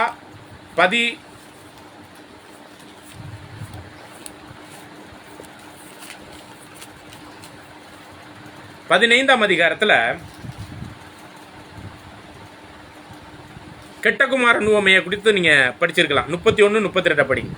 31 மற்றும் 32. அதற்கு தகப்பன், மகனே, நீ எப்போதும் என்னோடு இருக்கிறாய். எனக்கு உள்ளதெல்லாம் உன்னுடையதாய் இருக்கிறது. உன் சகோதரனாகிய இவனோ மரித்தான், திரும்பவும் உயிர்த்தான், காணாமற் போனான், திரும்பவும் காணப்பட்டான். ஆனபடியினாலே நாம் சந்தோஷப்பட்டு மகிழ்ச்சியாய் இருக்க வேண்டுமே என்று சொன்னான் என்றார். அதுல 23, 24 பாருங்க. இந்த கெட்டகுமாரன் உவமையில இந்த மனம் திரும்பி வந்த இந்த இளைய குமாரனை குறித்து என்ன சொல்லப்படுதுன்னா, மரித்தான், இதோ உயிரோடு வந்தான். இவன் மரிச்சு செத்தானா?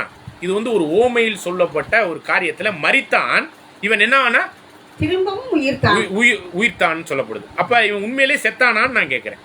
அந்த ஓமையில அவன் என்ன பண்ணான்? போய் எல்லாத்தையும் அழிச்சு கெட்ட குமாரனுக்குரிய பாவத்துக்குள்ள போனா மனம் திரும்பினது தான் இங்க என்னதுங்க, உயிரடைந்தது. அப்ப இந்த இடத்துல மனம் திரும்பாம, இந்த ஐஸ்வர்யவான் ஏழை லாசரனுடைய இதுல மனம் திரும்பாம இருதய கடினத்துல இருந்தது யாருன்னா ஐஸ்வர்யவான் இல்லைங்களா? அவன் நியாயப்பிரமாணத்தை புரித்து கொண்டு ஆபிரகாமுக்குள்ளாக இருக்கக்கூடிய அந்த விசுவாசத்திற்குள்ளாக கிறிஸ்துவை விசுவாசிக்கல. இன்னைக்கு வரையும் அவங்க ஏத்துக்கல. அதுதான் அந்த காரியம் இன்னைக்கு வரையும் ப்ரூஃபா இருக்குது. ஆனா லாசர் என்ன பண்ணிட்டார்? கானானிய ஸ்திரீ, உன் விசுவாசம் பெரியது, விசுவாசத்தினால் நீதிமான் உயிரடைகிறான். அந்த ஒரு விஷயத்துல தான் நம்ம இந்த இன்னொரு வசனத்தை நம்ம படிச்சலாம் பாருங்க. 23, 24 படிச்சிருங்க. கொழுத்த கன்றை கொண்டு வந்து அடியுங்கள், நாம் புசித்து சந்தோஷமாய் இருப்போம்.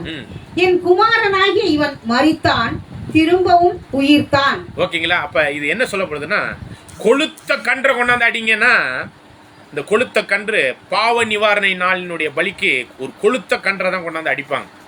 இது வந்து லேவியர் புத்தகத்தில் சொல்லப்பட்டிருக்கு. சரிங்களா? அந்த கொழுத்த கன்று யாருக்கு அடையாளம்? பாவ நிவாரணை நாளின் பலிக்கு. பாவ நிவாரணை நாளின் பலிக்கு கொழுத்த கன்று பலி செலுத்தப்படுனா, எல்லா பலிகளையும் ஒரே பலியினாலே ஆண்டவர் என்ன பண்ணிட்டாருங்க, பலி செலுத்தி முடிச்சிட்டார். அப்படின்னா இந்த கொழுத்த கன்றினுடைய பலி யாரை அடையாளப்படுத்துதுன்னு நான் கேட்கிறேன்.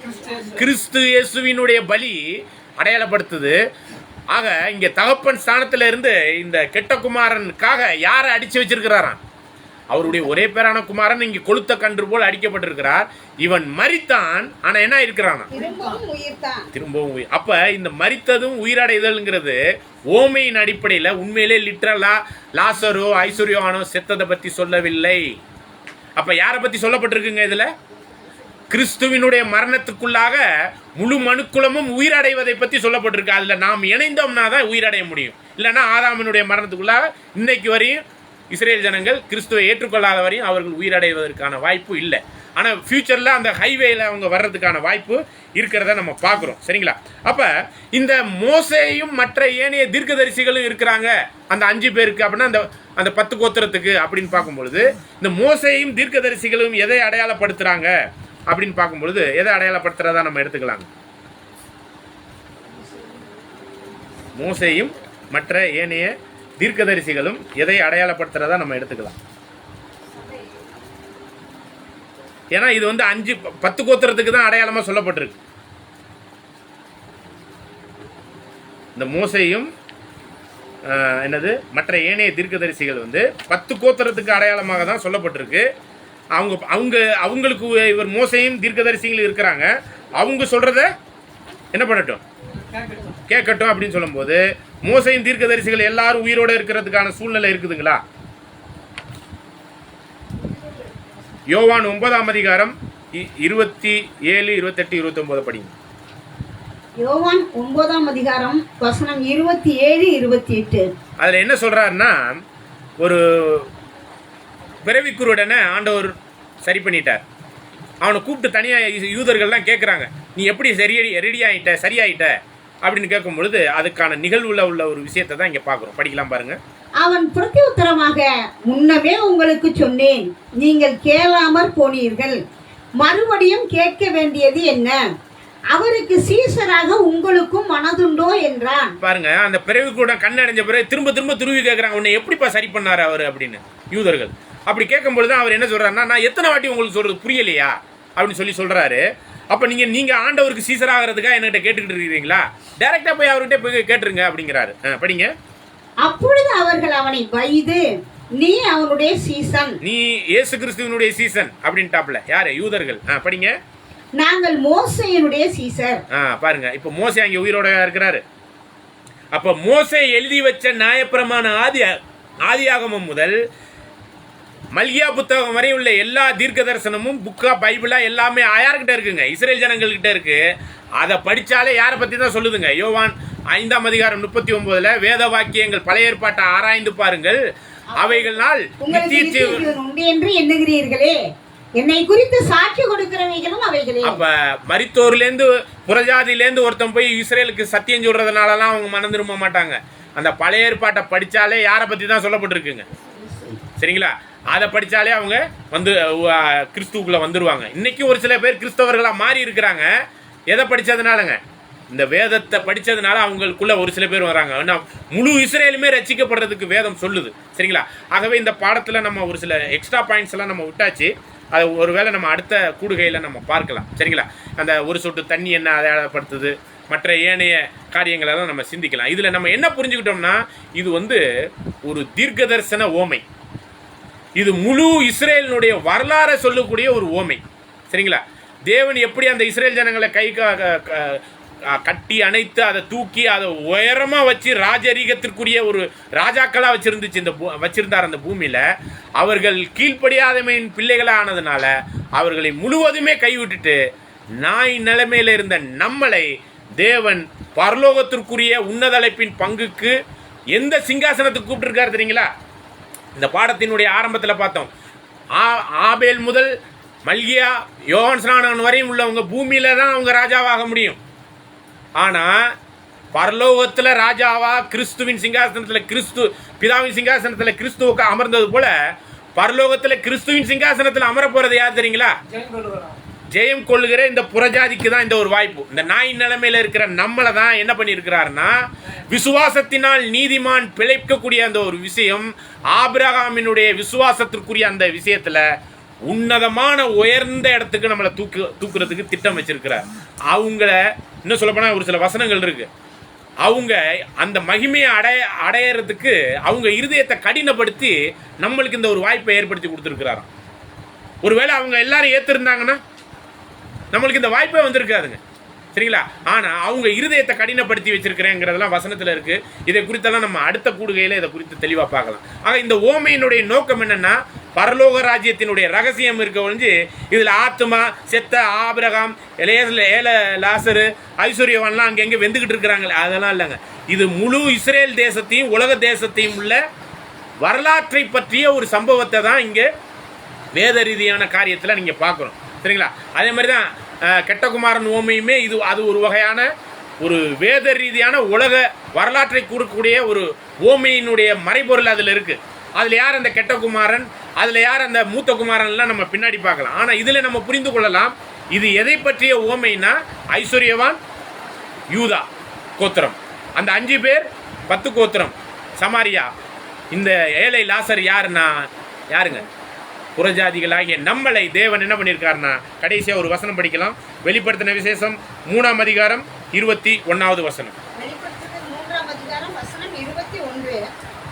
நான் ஜெயம் கொண்டு என் பிதாவினுடைய சிங்காசனத்திலே அவரோடு கூட உட்கார்ந்தது போல ஜெயம் கொள்ளுகிறவனோ அவனும் என்னுடைய சிங்காசனத்தில் என்னோடு கூட உட்காரும்படிக்கு அருள் செய்வேன். ஆக எப்படிப்பட்ட சிங்காசனத்தின் ராஜாக்கள் ஆகிறதுக்கு புறஜாதியாகிய நாய் நிலைமையில உள்ள நம்மளை தேவன் உயர்த்த ரெடியா இருக்கிறார் அப்படிங்கிறத பார்த்துங்க.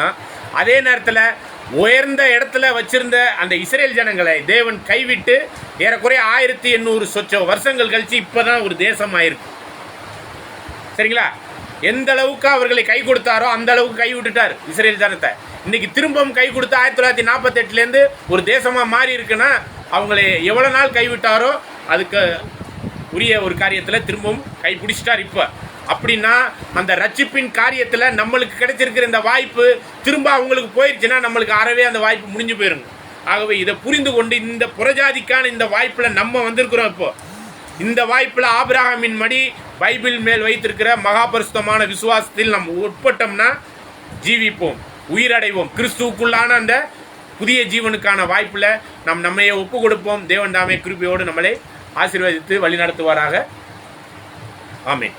ஆகவே நம்ம இன்னும் அந்த ஆத்துமாங்கிற ஒரு பாடத்தினுடைய இன்னும் 2-3 பாகம் நம்ம பார்க்க வேண்டியிருக்கு. அதை அந்த சாமுவேலை குறித்த காரியம், சவுலை குறித்த காரியத்தை நம்ம அடுத்த வாரங்களில் சிந்திக்கலாம். இன்னும் ஒரு சில காரியங்களை கிளாரிஃபிகேஷன் பண்ணிட்டோம்னா ஆத்மானா என்ன, அப்புறமாட்டி நரகத்தை பற்றி நம்ம சிந்திக்கலாம். இந்த ஒரு கூடுகைக்கு நிறைவாக நம்முடைய மூத்த சகோதரர் அர்லாந்த் அவர்கள் நம்மளை ஜெபத்திலே வழிநடத்தும்.